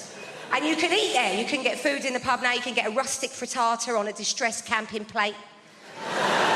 Or like pizza off a bin lid. It's great. Tapas off a plank. Because gentrified people like to eat food from bits of shit in the shed, bits of crap, bits sticking around in a garage. I've had soup out of a bedpan. Nice. I like it. You have to get a tetanus after you've had a meal, but it's nice. And parenting at Christmas time, I worry about my parenting. I don't know if I'm that good at it. I get into rows. I row with my kids. You shouldn't row with kids, should you? It's really frowned at. I said to my friend, I row with my kids. And she said, what do you mean you row with them? You mean you, like, tell them off? I said, no, because that would suggest status, wouldn't it? That would imply I've got some power in our relationship. But I don't seem to have any power. We're in the supermarket recently, getting all the shopping in. I'm quite harassed. I've got other things I need to be doing. One of them's like, no, we don't like pasta shells. We only like pasta bows. I'm like, it's the same. It's the same thing. All of the pastas are the same. The pipes and the bows and the shells and the twists. What are you looking at? I said, you don't give a toss about shape when it's chocolate, do you? No, it's not good. No, because there's no glory in winning a row with a child. Like, if you win a row with your mate, you then tell your other mate, don't you? And then you're like, and then I said, right? And then I said, you don't give a shit about shape when it's chocolate, do ya? And I said it to her face. It's like, oh, well done with your 6-year-old kid. Well done, Kel. And my son loves to play Snap. He loves to play Dinosaur Snap, and he hates to lose, because kids do, don't they? Kids hate losing games. You won't meet a kid that loses a game that's like, no, it's fine, best of 5, let's just go again. So I have to let him win, because I'm his mum, and I love him in a sort of oppressive, cloying way. So I have to let him win. He'll lose at things later in life when I can't control that for him, but for this game of Snap, I can let him win, can't I? But it turns out that my reflexes aren't as sentimental as me. So a diplodocus goes down, and then another diplodocus, and before I quite know what's happening, I'm like, snap, snap, ha! I was going to be a doctor, got as far as A-level biology, and we had to cut open a rat. Remember that? You had to cut open a rat, and I discovered I couldn't stand the sight of blood or anything vaguely biological. Just had to switch it up. I was like, Mum, I had to tell my mum the doctor thing wasn't going to work out, but it was all right. I said, I'm going to be an engineer. And my mum was like, engineer? It is on the list? Okay. And then she turns to my younger brother, you will be the doctor. And that's how it ran in my family. She wasn't impressed when I decided to become a comedian. That conversation didn't go very well because I was an engineer. I worked as an engineer for years. I used to work for Otis, repairing lifts. That's what I did. And my mum was proud. Yes, my daughter, she's an engineer. And then I left that and decided to become a comedian. My mum was not impressed. She's like, comedy, comedy. What the hell is comedy? I'm going to tell my friends in Nigeria, My daughter is a clown.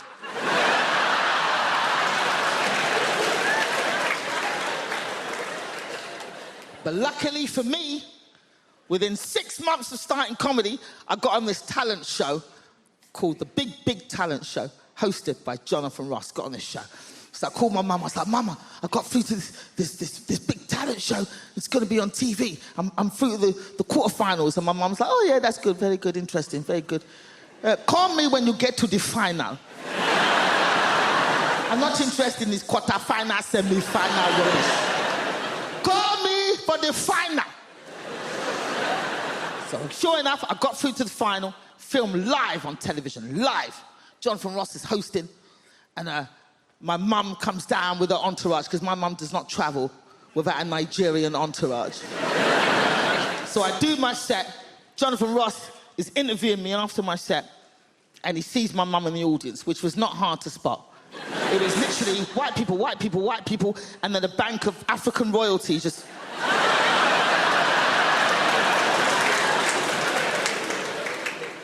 So Jonathan points to my mum and he goes, is that your mum? That Gina's mum is in the audience. And I swear to God, my mum stood up like this.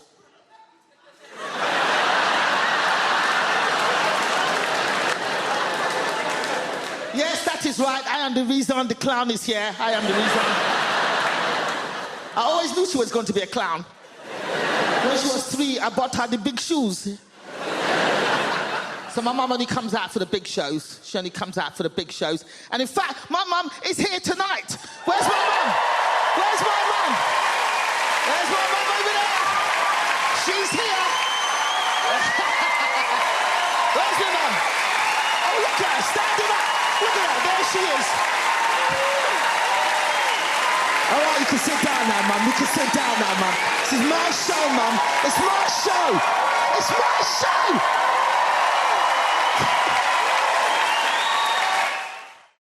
So no, it's really nice being married.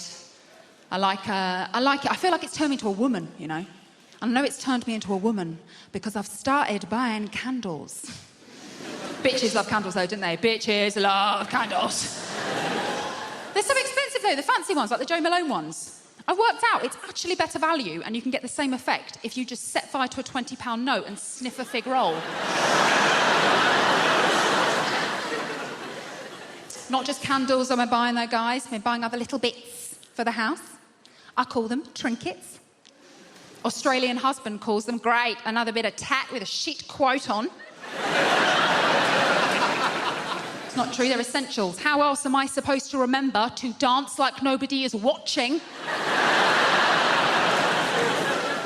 Unless I have a piece of driftwood to remind me to. Essentials. But my sister says the reason I like all this stuff is because I'm nesting, and she thinks that's really good. She's like, you need to have a baby. You need to have a baby so you've got something to look after you when you're old.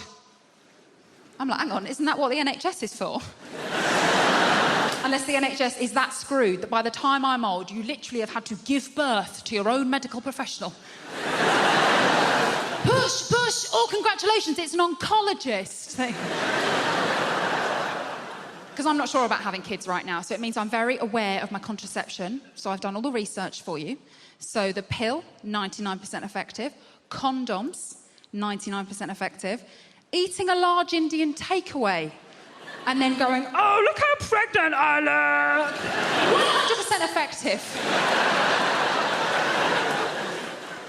But my view on kids actually helped me become a little bit of an internet sensation earlier this year. There was this thing on Facebook, I don't know if you saw it. It was called the Motherhood Challenge. So it's where mums were putting up 5 photos of themselves that made them proud to be a mother. So there were pictures of, like, little Ken on the beach, little Ken trying avocado for the first time, little Ken asking, what kind of a name is Ken for a toddler? Lovely, lovely. Now, I do not have a problem with anyone being proud to be a parent. I just saw a lot of this stuff, thought I'm going to do the opposite. I did the non-motherhood challenge. I posted 5 photos of myself that made me proud not to be a mother. 4 of those were pictures of me asleep.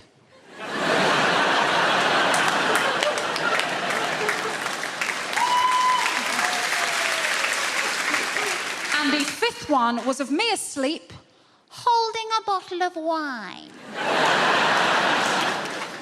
Really, really silly, right? Whacked it up on Facebook, didn't really think any more about it. For some reason, it went bananas, right?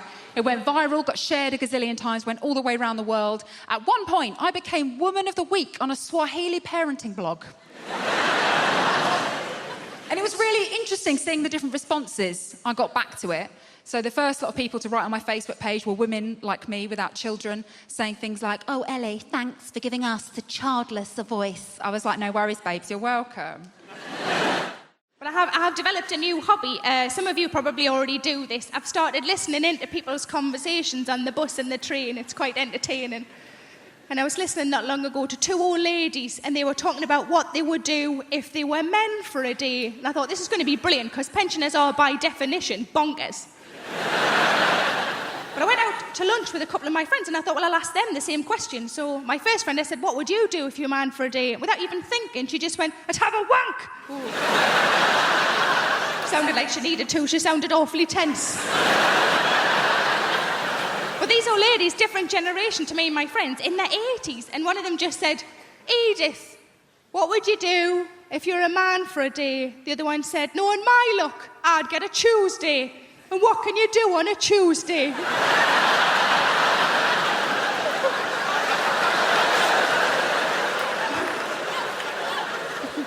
My second friend, I said, what would you do if you're a man for a day? She just said, I just do everything. And I thought she meant like in a sexual way. And I said, is that what you mean? Like you just do everything? And I said, is that what you mean? She went, no, just all the little jobs round the house.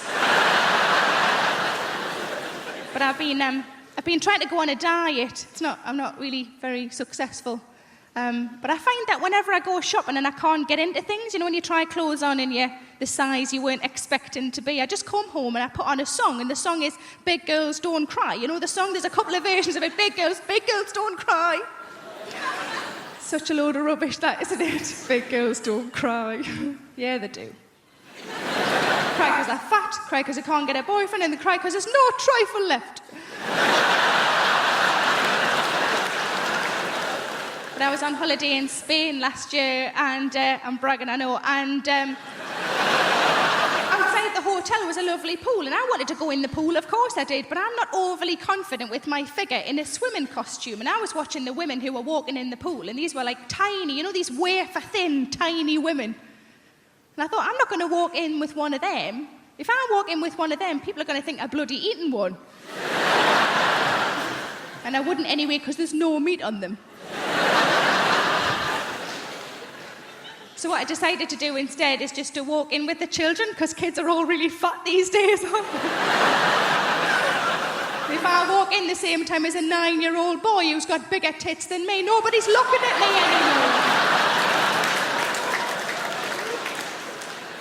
But like I say, I don't have kids, and most of my friends don't have kids, but I think if you ask any woman who doesn't have kids what would worry them about having kids would always be childbirth. It's quite a reasonable thing to worry about childbirth. From what I understand, it changes you downstairs, doesn't it? It changes you downstairs. I quite like my downstairs the way it is, thanks very much. Certainly don't want a bloody extension. But it's bound to change though, isn't it? Because you're forcing a person out. That's what you're doing. You're forcing a person out. I've never forced a person out. I forced a couple in.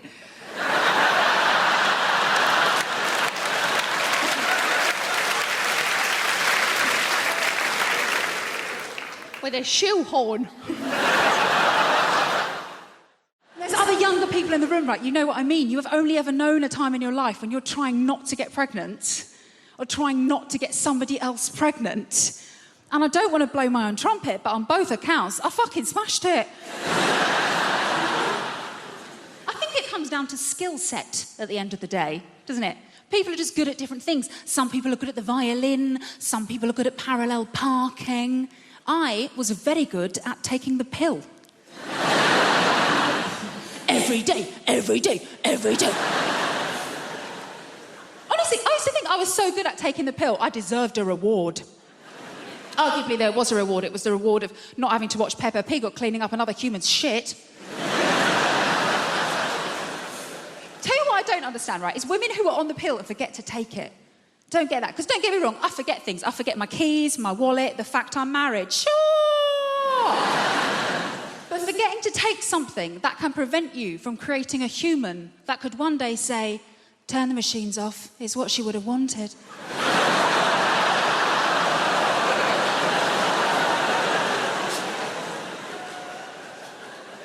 I'm going to remember that one, thank you. Obviously does happen though, women forget to take the pill, they get knocked up. Happened to a girl I used to work with actually, when I used to work in an office, right? And we were chatting about it one day. She was so blasé, we're in the kitchen. She's just standing there rubbing her belly like, well, the thing is, I've just got really bad memory. I was thinking, that's funny, because every day without fail, you remember to steal my milk. Maybe if you'd strapped your packet of microgynon to my semi-skimmed... Stephen in accounts wouldn't be telling everyone how you trapped him. But I think the reason I was always very good at remembering to take the pill, because I've been on it for so long. I was on it since I was about 16. And the reason I started taking it was because I was going out with my first boyfriend, Kevin Sutherland. A boom, chicka, wow, wow. He was quite the catch. He had a Peugeot 106 and a tattoo of Bart Simpson, which I thought showed a great joie de vivre. And things were going very well between Kevin and I. We had matching bracelets from Argos, so you can tell how serious we were.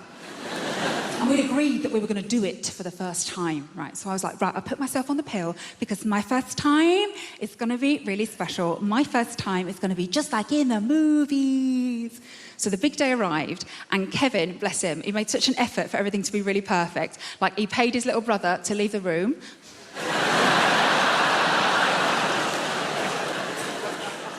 To this day, the most romantic thing a man has ever done for me. And he made a mix CD of all of our favourite romantic songs. You know, like Boom, Boom, Boom, Let Me Hear You Say Wayo. And as we lay down on his single bed, with his Liverpool FC duvet cover on it,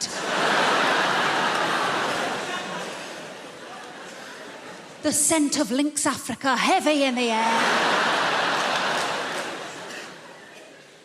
And as Kevin took my virginity so beautifully, and gently, and quickly, from behind, I remember thinking, wow, just like in the movies. Obviously, it's quite difficult to make eye contact in that position, isn't it? Almost felt like I lost my virginity to Stephen Gerrard.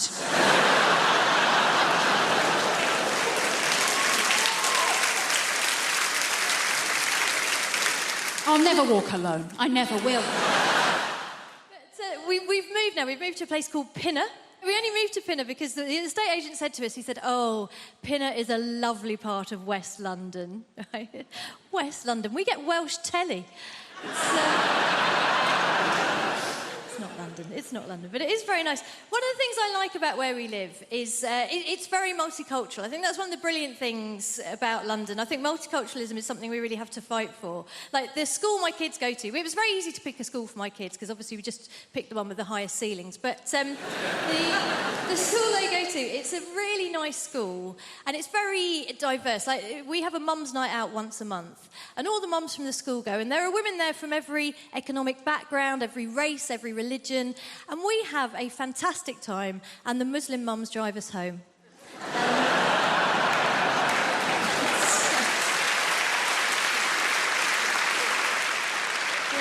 Tell you what, it is nice. I had an incident the other day, though. I was walking down the street near where I live, and it was one of those sunny days, one of those days that remind some van drivers that women have breasts. You know, one of those.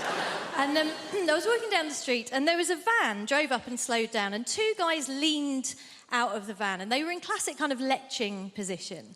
And I knew they weren't going to be looking at me because I am 44 years old. And in fact, my older friends, when I was turning 40, they said, oh, being over 40, it makes you invisible, right? And I have found, yes, that is true, but the brilliant thing is it mostly makes you invisible to dickheads. So it's not really a problem, it's a superpower, if anything. So I'm walking down the street, these two guys are leaning out of this van, and I see they're leching, but they're looking past me at a younger woman, a woman in her 20s, who is walking alongside me. And these guys do the classic thing. They lean out of the van and they gave this woman a very detailed appraisal of her anatomy. You know, they covered all the main areas in bullet-pointed form, very thorough. And then they went on to suggest what I can only describe as a smorgasbord of activities they felt they would enjoy indulging in with her were they not under pressure of time to get to the next plumbing job. So they did all this and they drove off. And naturally, I turned to this woman and I said, oh my gosh, are you okay? That was horrific. And she said, no, I'm fine. It happens all the time. And I thought, yeah, it does when you're in your 20s, doesn't it? And we were chatting about how silly it was as we walked down the street. And then we got further down the road and the traffic had slowed down and this van had come to a stop. And I think a few years ago I would have just left it, said nothing. But this year I thought, do you know what? If I'm going to be invisible, you know who else is invisible? Ninjas. I am going to be a bloody middle-aged ninja. I'm going to strike, right? So I went up to the van and I just leaned in and I said, oh, hi, guys. Listen, sorry to bother you. I just wanted to say thank you so much for what you did back there because my son here has been undergoing a very difficult gender reassignment.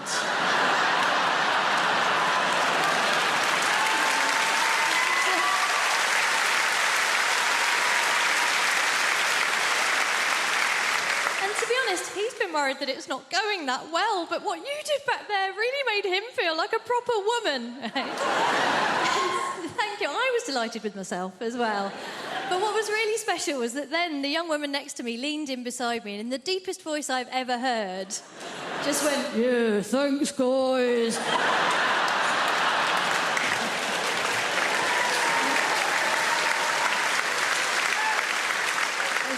It was a beautiful moment. Obviously, it wasn't perfect. The only thing that could have made it perfect would have been if the guys in the van had said, actually, if your child is undergoing a gender reassignment, it's incredibly insensitive of you still to be referring to her using the male pronoun.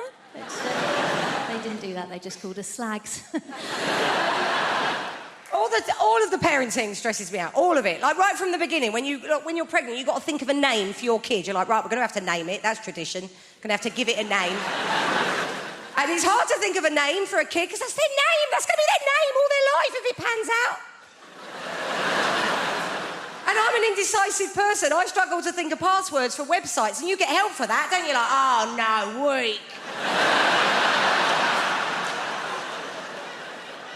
And names go in and out of fashion, don't they? Some names, they can be in fashion, but they don't come back in. We all know those names. And I tell you a thing that's back in fashion now, and I find it fascinating, is virtue names, right? That is back in fashion. Those virtue names is a sort of Victorian notion that if you name your kid after a virtue, they might live up to that virtue. But that's risky business, isn't it? That's hubris. I wouldn't risk it. You could call your son Victor. He could end up a bit of a loser. Ernest, he could become a bullshitter. Grace is an ever-popular name. I wouldn't risk it. You could call your daughter Grace. She could end up a sort of galumphing oaf. Smacking her head on low beams. Falling into crockery at dinner parties. You'd be like, oh, come on, Grace. Do your laces up, babe. Stop farting. Prudent, she'll end up lip deep in debt, won't she? Chastity. Although my son is called Frank. Someone said to me, you've done it, innit? You've called your son Frank. That's a virtue. To be honest, to be above board, to be trustworthy. I was like, oh, shit, never thought of that. Could end up an estate agent now, isn't he? He's funny, Frank. I think he's funny. I would say that, wouldn't I? Because I'm his mum. He's not funny. My child's funny. Tell a joke. Look at 774 pictures of my child. But I think he's funny, right? I went to pick him up from school the other day. I pick him up every day because they get proper arsey if you don't. They do. They ring you. They're like, where are you? I'm like, TK Maxx, where are you? Oh, all right then, yeah. So, yes, I went to pick him up from school. And I was late, and I wasn't being very laid back that day. I was running a bit late, a bit stressed. I had my eldest with me. I had my mate's 2 kids that were coming back for tea. I thought we'd just get him and go. He's in reception. I was like, right, we'll just get off, yeah? But the teacher stopped me. She went, can you wait, actually? Can we have a quick chat? In that, voice. So I had to arrange my face into one of those mum pretending to give a shit faces. I said, go on, what's he done? She said, do you want to tell Mummy what you did today, Frank, or shall I tell Mummy? He's got upset now. He's like, you tell Mummy. I'm like, what's he done? What? She said, look, today Frank stuck a digit up the teaching assistant's bottom.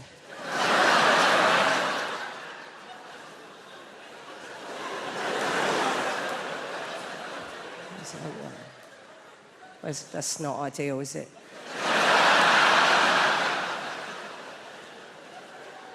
It's very difficult to know what to do with your face. I was going through all the faces in my phone.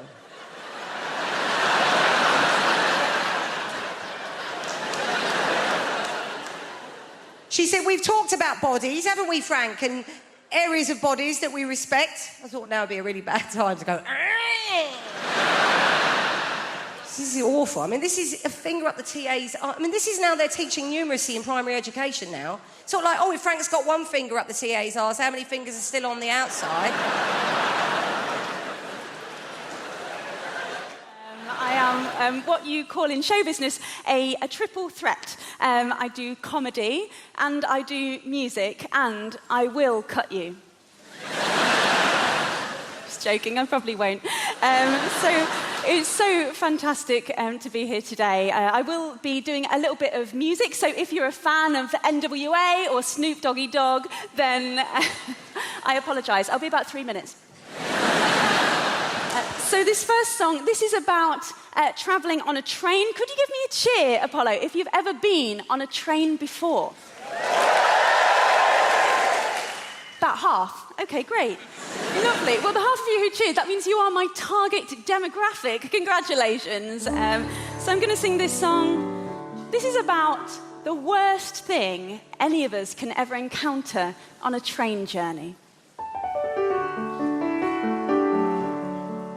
Just before I sing it, I have had some problems at previous gigs, actually, so I just want to make something crystal clear. If you listen carefully, I'm not even saying the word Hindu.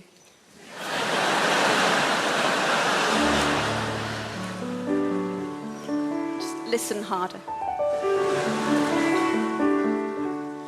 Hindu on a train. Hindu on a train. Cowboy hats and penis cakes. Neck tattoos and big L plates. And voices like a foghorn in a drain. Hindu on a train. Groping every passing male. I suspect you've been to jail, and God willing, you might all go again. And although I have so many things to say to you, I'm aware that there are 6 of you, and all of you have had more fights than me. I've never glassed someone, but I do know how. Perhaps I'll glass you now. Hindu on a train. You brought your own speakers too. Brilliant. To belt out Calvin Harris tunes. I mean, the maid of honor's clearly on cocaine. Hindu on a train. You see me staring and you threaten me. Then drunkenly you all set on me, and with a dick-shaped bottle take your aim. If you only knew, we're not so different, me and you. Just 3 months ago, my friends Hindu, we got drunk and we pretty much hijacked a plane. We were worse than you. We went down on all the reluctant gay men, some women too. We got thrown out of Spain. You see, we're all the same, but you're not listening, you're bashing out my brain. Hindu on a train.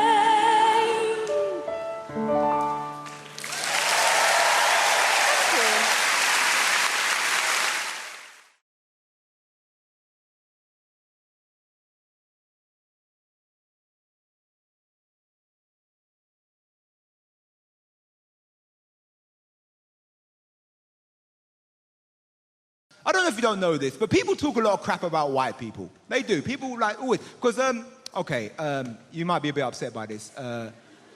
We had a meeting. Obviously, you wasn't invited. I love when we said we had a meeting and liberal white people go, ooh, we should send them a quiche. How nice.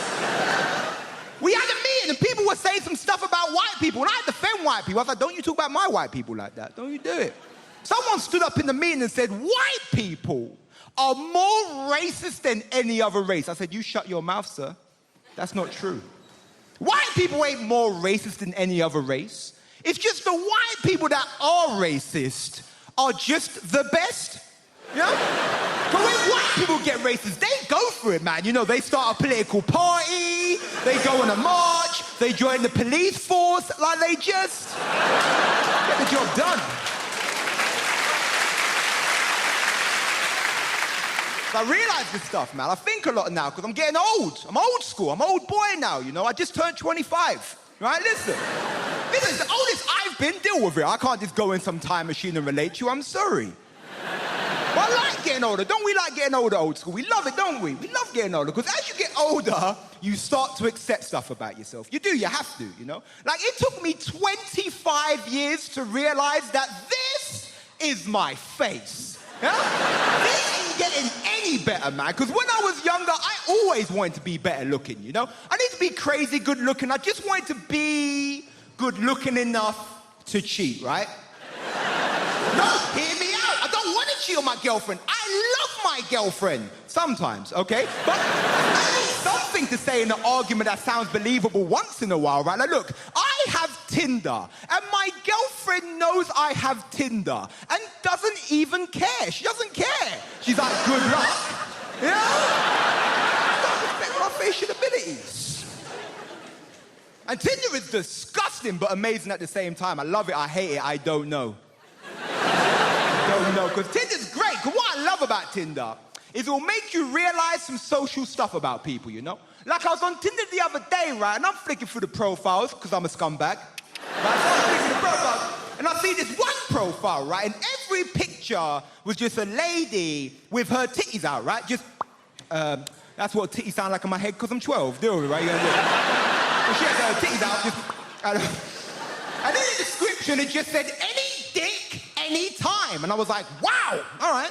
You know your market, I like it, right? So, show my girlfriend the profile. My girlfriend looks at the profile and goes, oh my God, what a whore. I said, what, babe? No.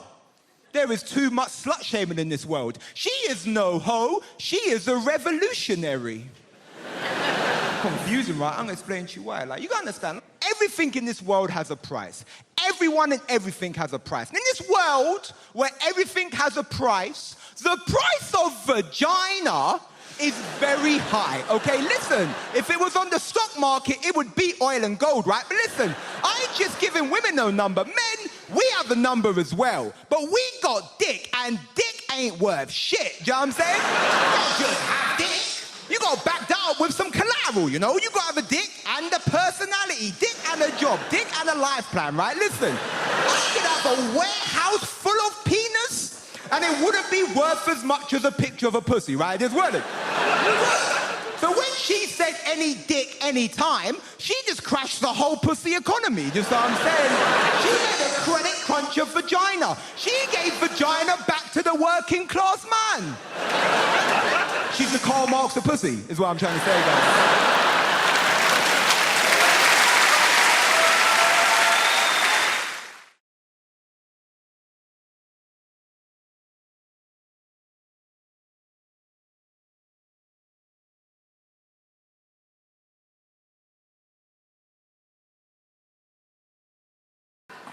I'd love to see England play New Zealand in the rugby in the finals, and while the All Blacks are doing the haka, the English team is doing a little bit of Morris dancing.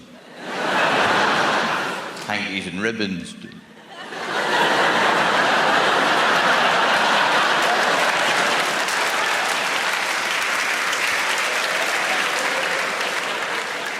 Go under, you go under.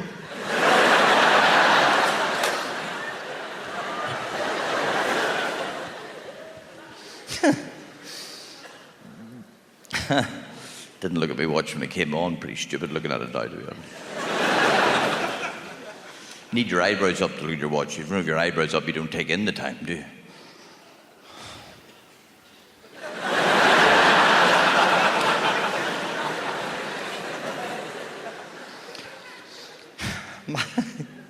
My watch has got the date on it, and some months have got 30 days, others have got 31. And the ones I've got 30, you have to do the extra day yourself. But before you do it, you always do that rhyme in your head. You know the rhyme, 30 days has September. You always do the rhyme twice, because you get the end of the rhyme the first time, and then you're thinking, hang on, I wasn't listening to myself.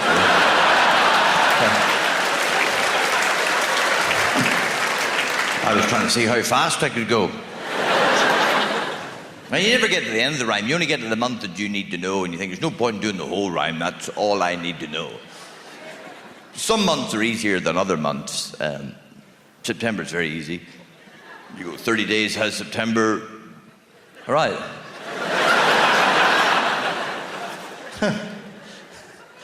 It's not a good rhyme, though, is it? Starts out good. Just drops off towards the end. This is what we learned in school. 30 days had September, April, June, and November. All the rest of 31, except for February. It's got 28, except the leap year, it's got 29.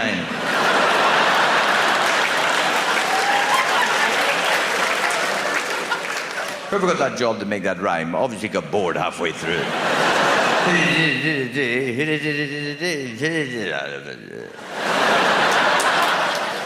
haven't time for this. I have other rhymes to be working on. I'm a busy boy.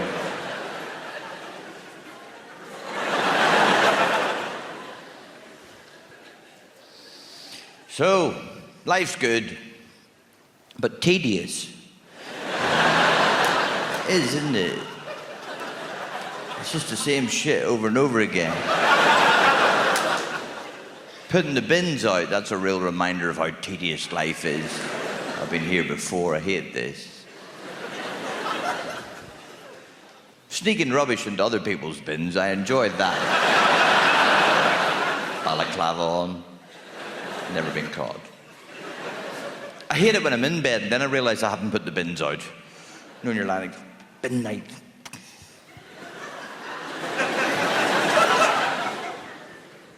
Or bin morning when you're in a deep sleep and you can hear the bin truck. Running down the path naked with 2 bins behind you. That's no way to start the day, is it?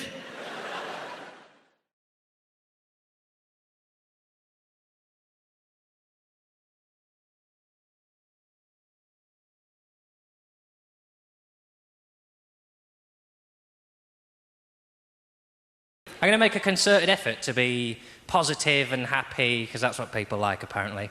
And I get accused. I constantly get told I'm grumpy and miserable, and I'm not. I'm happy, I'm upbeat, I love being alive, love being a human. Being a human's unbelievable, isn't it? If you're a human, you really have nothing to moan about. I realised this year that being a human is the best on the planet. I was on a plane eating a chicken sandwich. That's not it. It's pretty good, though. I thought, I am eating a bird whilst I am flying. Unbelievable! I, a flightless land mammal, am consuming a bird in mid-air. Never mind the fact I just ordered a gin and tonic in a cloud. And it's because I think being a human is so easy that's why you get annoyed with people, because people don't seem to try as hard as I would like them to about life. And I am a perfectionist. Give us a cheer if you're a perfectionist. Fair few of you. The rest of you are annoying. You say it now, because you go around and you make mistakes and you drop things and you laugh about it because you think it's part of life's rich tapestry. It isn't. You should be trying harder. I like a massive perfectionist to the point that every mistake in my life counts the same. So, in my world, dropping a spoon is the same as running someone over. In that you didn't mean to do it and you did it, so you have to get angry about it and make sure it never happens again. And I watch people make mistakes. I came into London last year to do some gigs, and I was on the London Underground. I was on the Hammersmith and City line, which, if you don't know London, is the line that goes from Hammersmith into the city. Cockneys really don't piss around when they're naming their things. Oh, bit of a tube line, Gary. It goes from Hammersmith to the city. Oh, yeah? What you going to call it? Don't muck about, Gary. Don't muck about. So anyway, I was on the Underground, sat down, and I knew I needed 6 stops to get to where I was going. And opposite me on the tube are 2 young girls. They're all dressed up. They're going out for the evening. They're laughing. They're giggling. They're joking. They're generally pissing me off. I'm not a big fan of public shows of joy, you see. My motto is, there's misery in this world, you just have to look for it. If something's broken, you can fix it, and if it's untidy, you can tidy it. And if someone's unhappy, you can make them laugh, and you've made their day a bit better. Happy people are finished, you can't help them. If you're happy, don't go out, just stay at home and enjoy walls and ceilings. And my real issue with the happy is it's happy people who make mistakes, because they're so busy enjoying life, they've forgotten to do it properly. So I was on the Underground, and these girls are laughing away, and they're a perfect example, because they're enjoying being together so much, they haven't noticed they've got on completely the wrong train. Right? So we're hurtling off in this direction, and they should actually be going in this direction. Right? And so about 5 minutes in, one of the girls cottoned on, and she tapped her mate on the leg, and she went...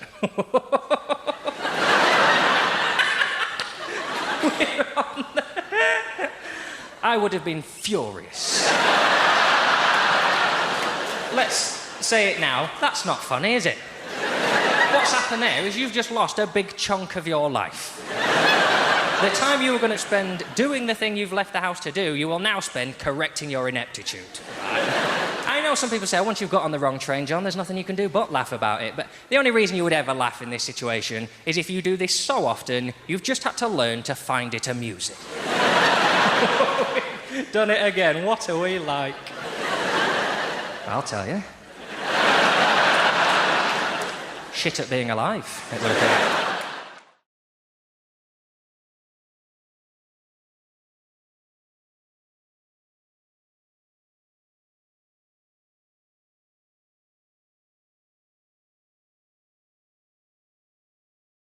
You don't need to be in the army these days to get a gun if you're a young person. A lot of gun crime on the streets, a lot of caps getting popped. I don't really know the solutions. I just know the problems. It used to be in the UK at 14 years old you could legally be in possession of an air rifle, whilst it's not a proper gun, it's still SWAT, right? But that get moved to 17 years old because 17-year-olds. They're dead responsible.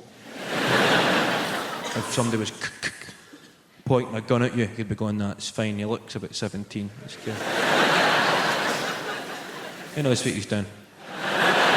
17 years old to be in possession of a firearm, but you've got to be 18 before you can be in possession of fireworks. 17, you can shoot somebody dead, but you've got to wait a year before you can frighten the shite out of a cat.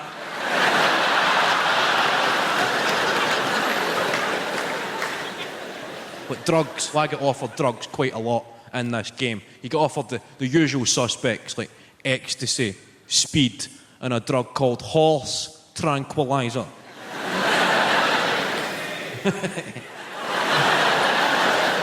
You shouting yay or nay? There.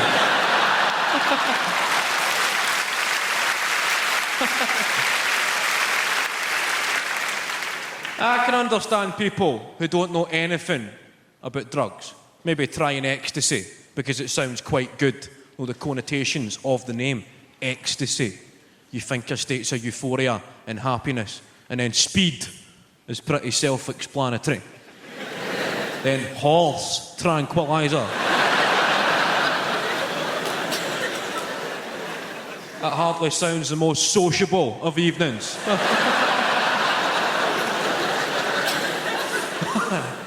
The fact I've replaced the original name with the effect it has on a horse. I think that's the way every drug should be tested. Give a lot of them to horses, then you can see what it actually does to you. It would also make the Grand National pretty interesting. 20 quid on the one that's breakdancing, please. I was watching a programme about children from the opposite end of the social spectrum. A programme called My Super Sweet 16th. Anybody seen this? Don't get too excited, it's quite shite.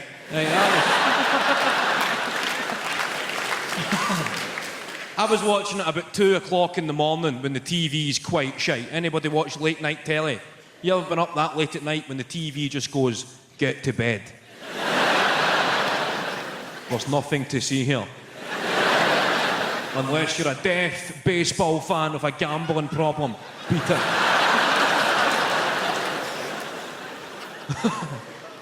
Does anybody watch these late night Channel 5 phone-in quiz shows? Anybody seen these, like Quiz Mania and The Cash Vault? It's just robbing drunk people. No, you come in at night, there's some guy going, okay, everybody, okay.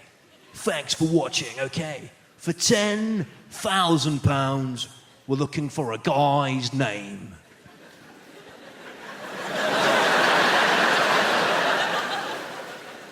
You come home steaming. I know a guy's name.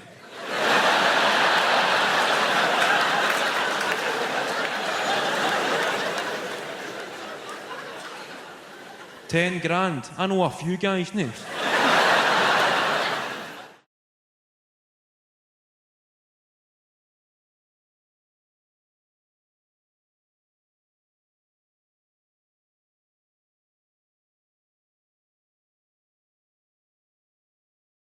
They all have the same technique, right? Is where they grab your boob and they just shake it as hard as they can. I call it the snow globe. They just shake it. Like it's a piggy bank and there's £1 coin left inside. And they just keep doing that until their arm gets tired. And then you just stare at each other in silence. Because that is nobody's fantasy, is it? There's no woman out there who's like, you know what really does it for me? Making one tit feel like it's on a dodgem.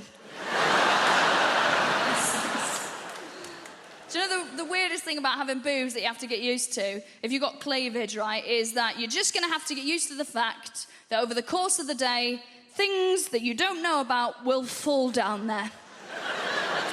When I take my bra off at the end of the day, I've got no idea what's going to fall out of there. And by the way, that is the only good thing about having big boobs, is the bigger the boob, the better the feeling when you take your bra off at the end of the day. And it is quite the feeling, isn't it? So good.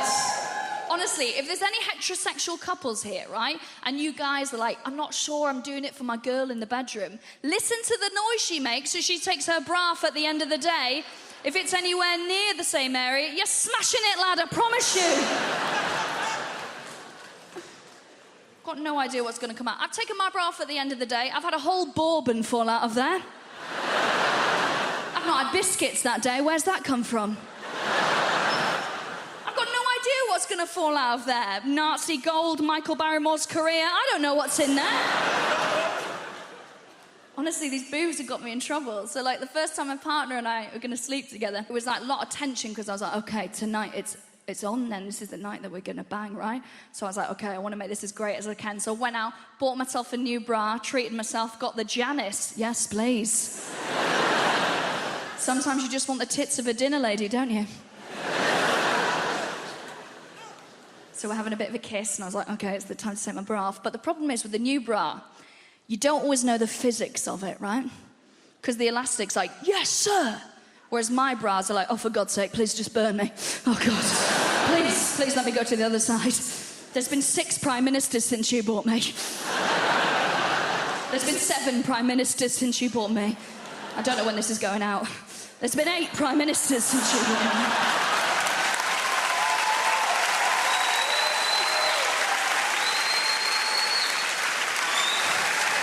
I had to take my bra off, and it had a bit of fight to it, and I didn't know about that. So I took my bra off, trying to do it in like a sexy way, and it sort of pinged because of this elastic, and as it pinged, it released what I can only describe as a projectile. So I took my bra off, and a whole cashew nut came flying out, and it landed on the pillow perfectly. You know when you go to a crap B&B and they put a chocolate mint there? It was like a low GI vegan one of those. I mean, we've both seen it, of course we have.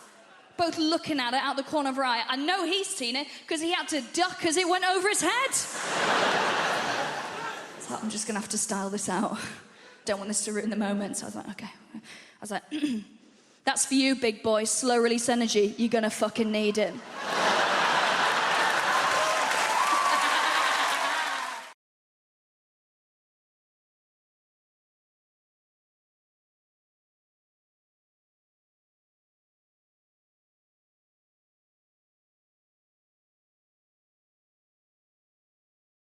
But I've got Sky TV now, which is excellent. You can pause live TV, just pause it. The people at home now can just pause it, and it's a perfect pause. Not the old sort of 1980s VHS pause. That was a very different story, wasn't it?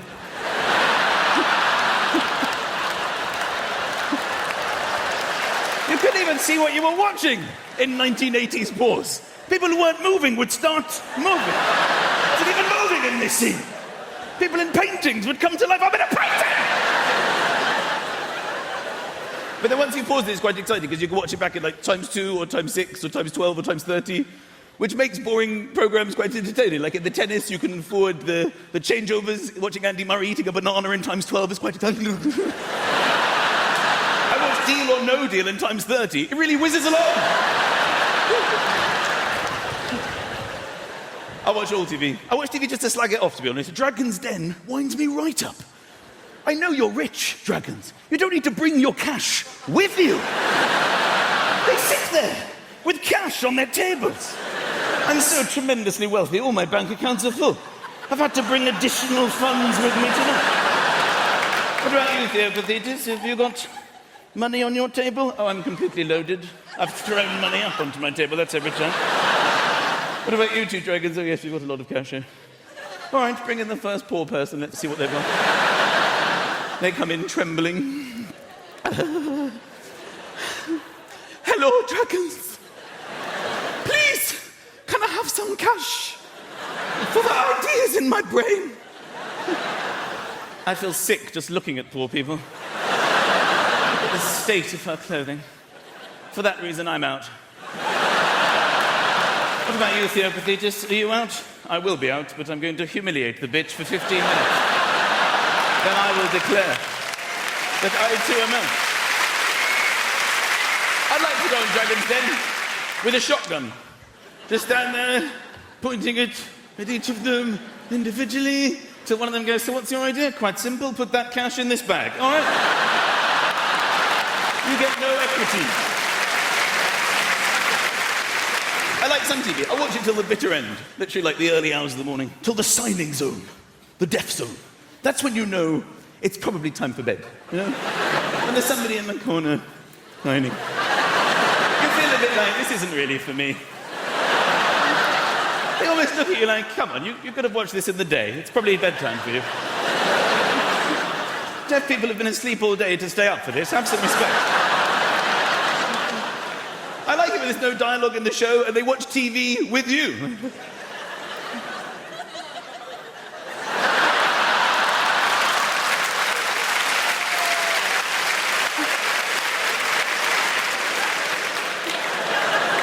The other day I was watching the Blue Planet or something. This is a show with David Attenborough where they discover creatures from the depths of the ocean for the very first time. Literally fish that were only just discovered, and they were naming them on the show. So he was going, here we have the newly discovered Diplodocus. And the signing guy was going...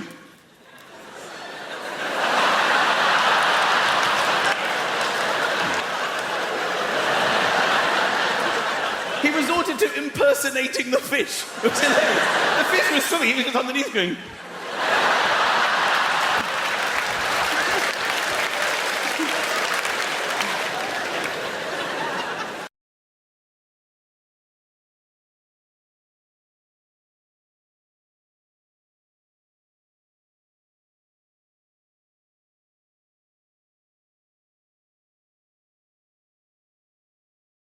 It's a tough time to be a young person in the world right now. I think it's a tough time, and here's why.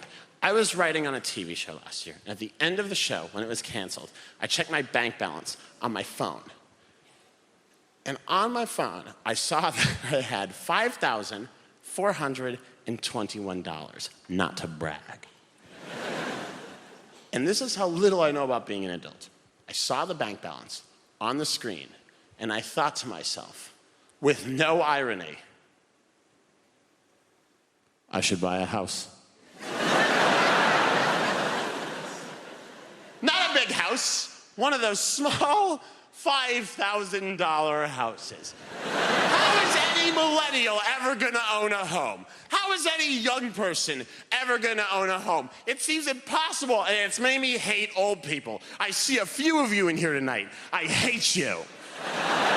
Because every old person in a city like London or LA or New York is the same. They're like, my house is worth £2 million, but when I bought it in 1981, I paid 11 raspberries for it.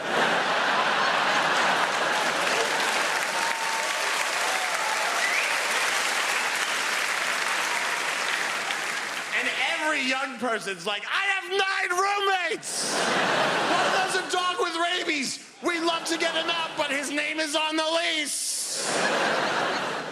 And every old person's like, I'm a librarian with a country home in the Cotswolds. Go fuck yourself. And then there's criticism of young people. Like, young people live on their phones. It's the only place we can afford to live.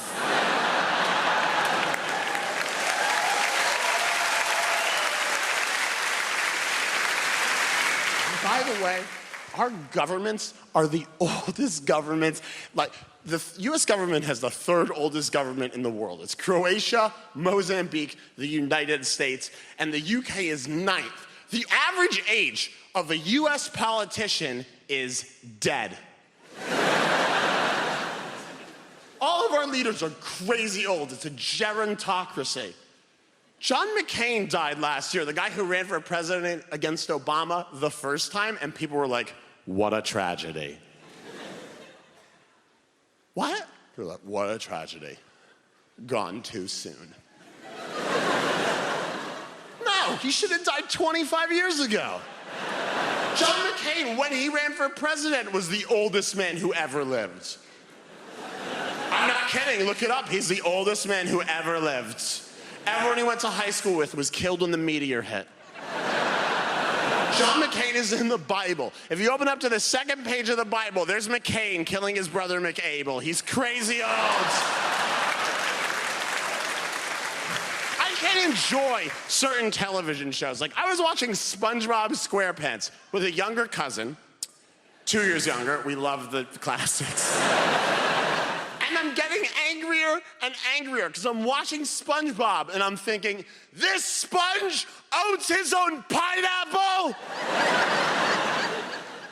This sponge owns a 2-story pineapple? Oh, he must be a banker. He's not a banker. He works in a fast food restaurant. And his neighbor works with him in the restaurant, lives in an Easter Island head. That's a listed building. There's no way he can afford that.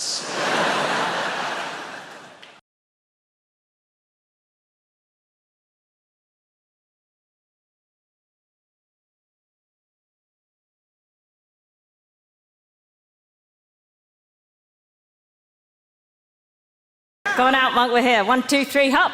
Hello. Hello. Oh, Colo. Let's get rid of this shit. Yeah. There's no going back. No, there's no going back. So, what's that on your face? On my face? My microphone? Where's mine?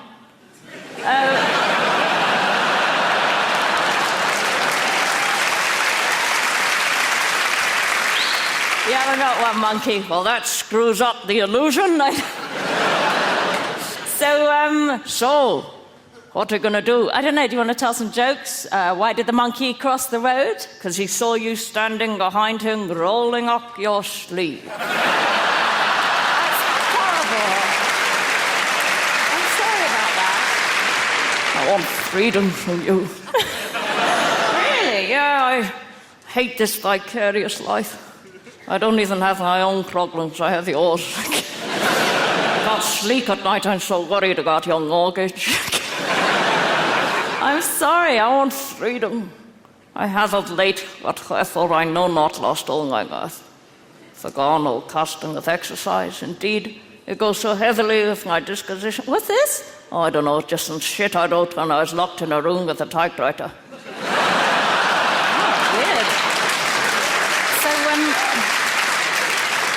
No, just I want freedom, you know. I want to be like you. Hoo-hoo. And I think you need to go kung-ho. Stop expressing yourself through a third monkey. It's weird. So what do you suggest? I suggest you let me control you. Just follow my instructions. Right, so what do I do? Get the bag. Okay. Here it is. Now what? Get in the bag. Bag. Okay, put me in the bag. They'll miss you. It's okay, I'll still be here. Because she's shit without me. What do I do now? Put me in now. Take your hand out of me. Okay. Oh, sweet Jesus, it feels nice and nasty at the same time. Okay. All right, my hand's out now. What do I do? Take your hand out the bag. Oh, I don't want to. Go on. Force yourself. Don't you like me naked? No. It's very disturbing, but it's very deconstructive. But I miss the monkey. I am a monkey, a schizophrenic bitch.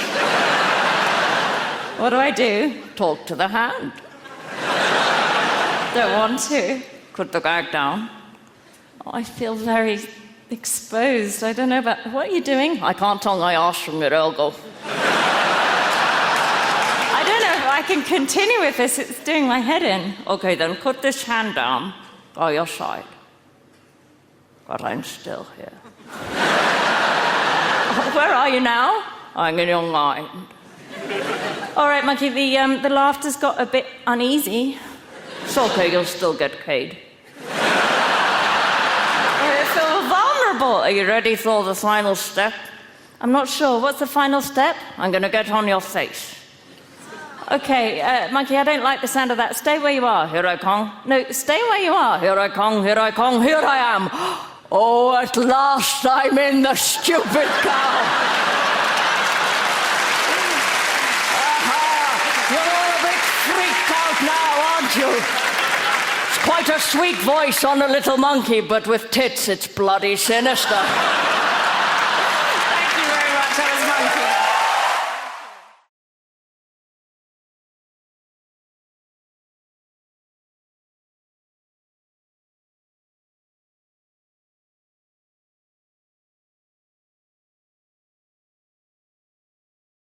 And when I go back to America, man, we're not good at taking the piss out of ourselves. We're a younger country. We haven't learned that skill yet. That's a very advanced thing y'all do. We ain't worked that out yet. You know, in America, we used to feeling one emotion at a time, you know? And just, you know, we get mixed up like that. It's just, in America, too, we love catchphrases.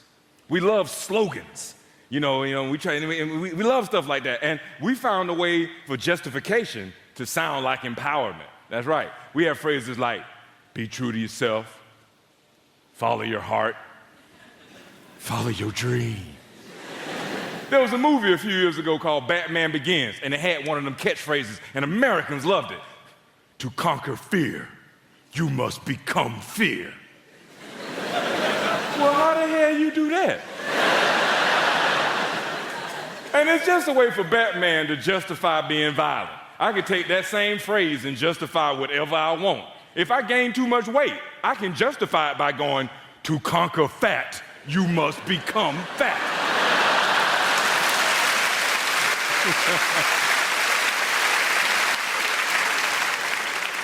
Man, I saw a politician on the news today, MP, talking about it'll be good if Tony Blair becomes president of the European Union because a Brit will be in there. And how dare anybody in Britain go against that? Well, how about the best man for the job? How about that? How about that? And like, I know that kind of thinking because I grew up with that. I was always taught that I had to support every black person no matter what they did. So that meant I tried for years really hard to support Don King and Robert Mugabe. And it's hard. It's hard. I tried. I swear to God, I tried, man. A few years ago, I was watching Wimbledon and Serena Williams playing. And I'm not a fan, but I admire her game. She got a strong game, and not just the physical, but the psychological. Every time she hits the ball, right, she makes this grunt. It's like this, and that's a hell of a psych job to do on your opponent. Every time you hit the ball, you release this guttural grunt that's like, It's like what you're saying is, with every fiber of my being, I'm trying to kill you. Imagine playing somebody in checkers like that.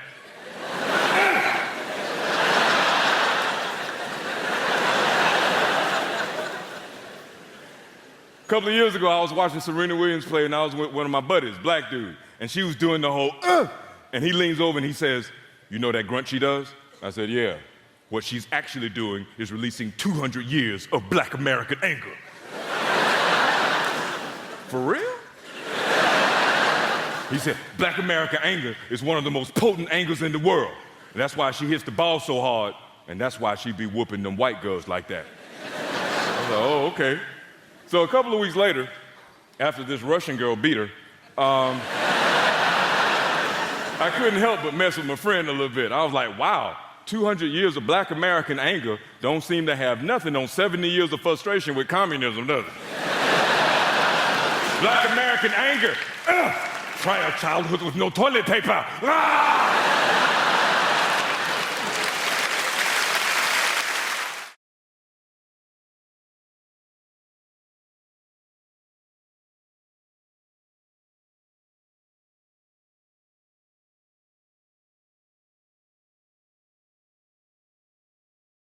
I realise that some of you will have seen me come out with a microphone, may have become concerned. Oh, God, Asian comedian. It's going to be banging on about being Asian the whole time. Please don't worry. Only about 10% of my stuff is based on me being Asian. All right? The other 90% is based on my issues with white people.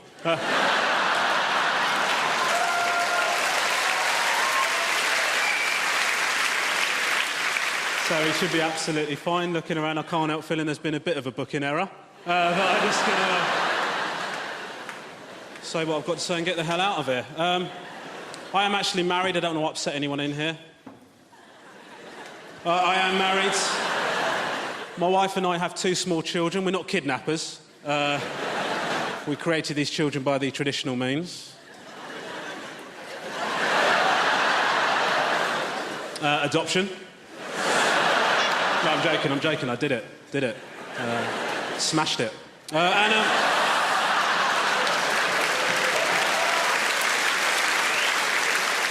My wife is white, I'm genuinely Asian, I haven't just browned up for tonight's show. And so our children are mixed race. And a game that we've started playing is we've started getting our kids to pick a side. So whenever we're watching the Jeremy Kyle show, just point at the screen and go, that's white people for you, kids, isn't it? I have got no idea, mate. And whenever we go to an Indian restaurant, my wife will go, smells like daddy.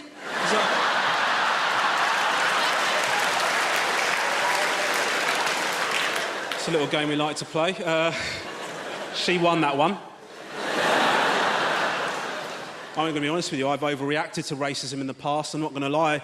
I was getting my hair cut. It was an extremely hot day. I was complaining about how hot it was. This guy's sitting in the barber's. He turns to me and says, oh, I can't believe you lot. I can't believe you lot. You come over here, did you, eh? Yeah, you do. You come over here, then you complain about how bloody hot it is, didn't you, son? And I thought, oh, my God.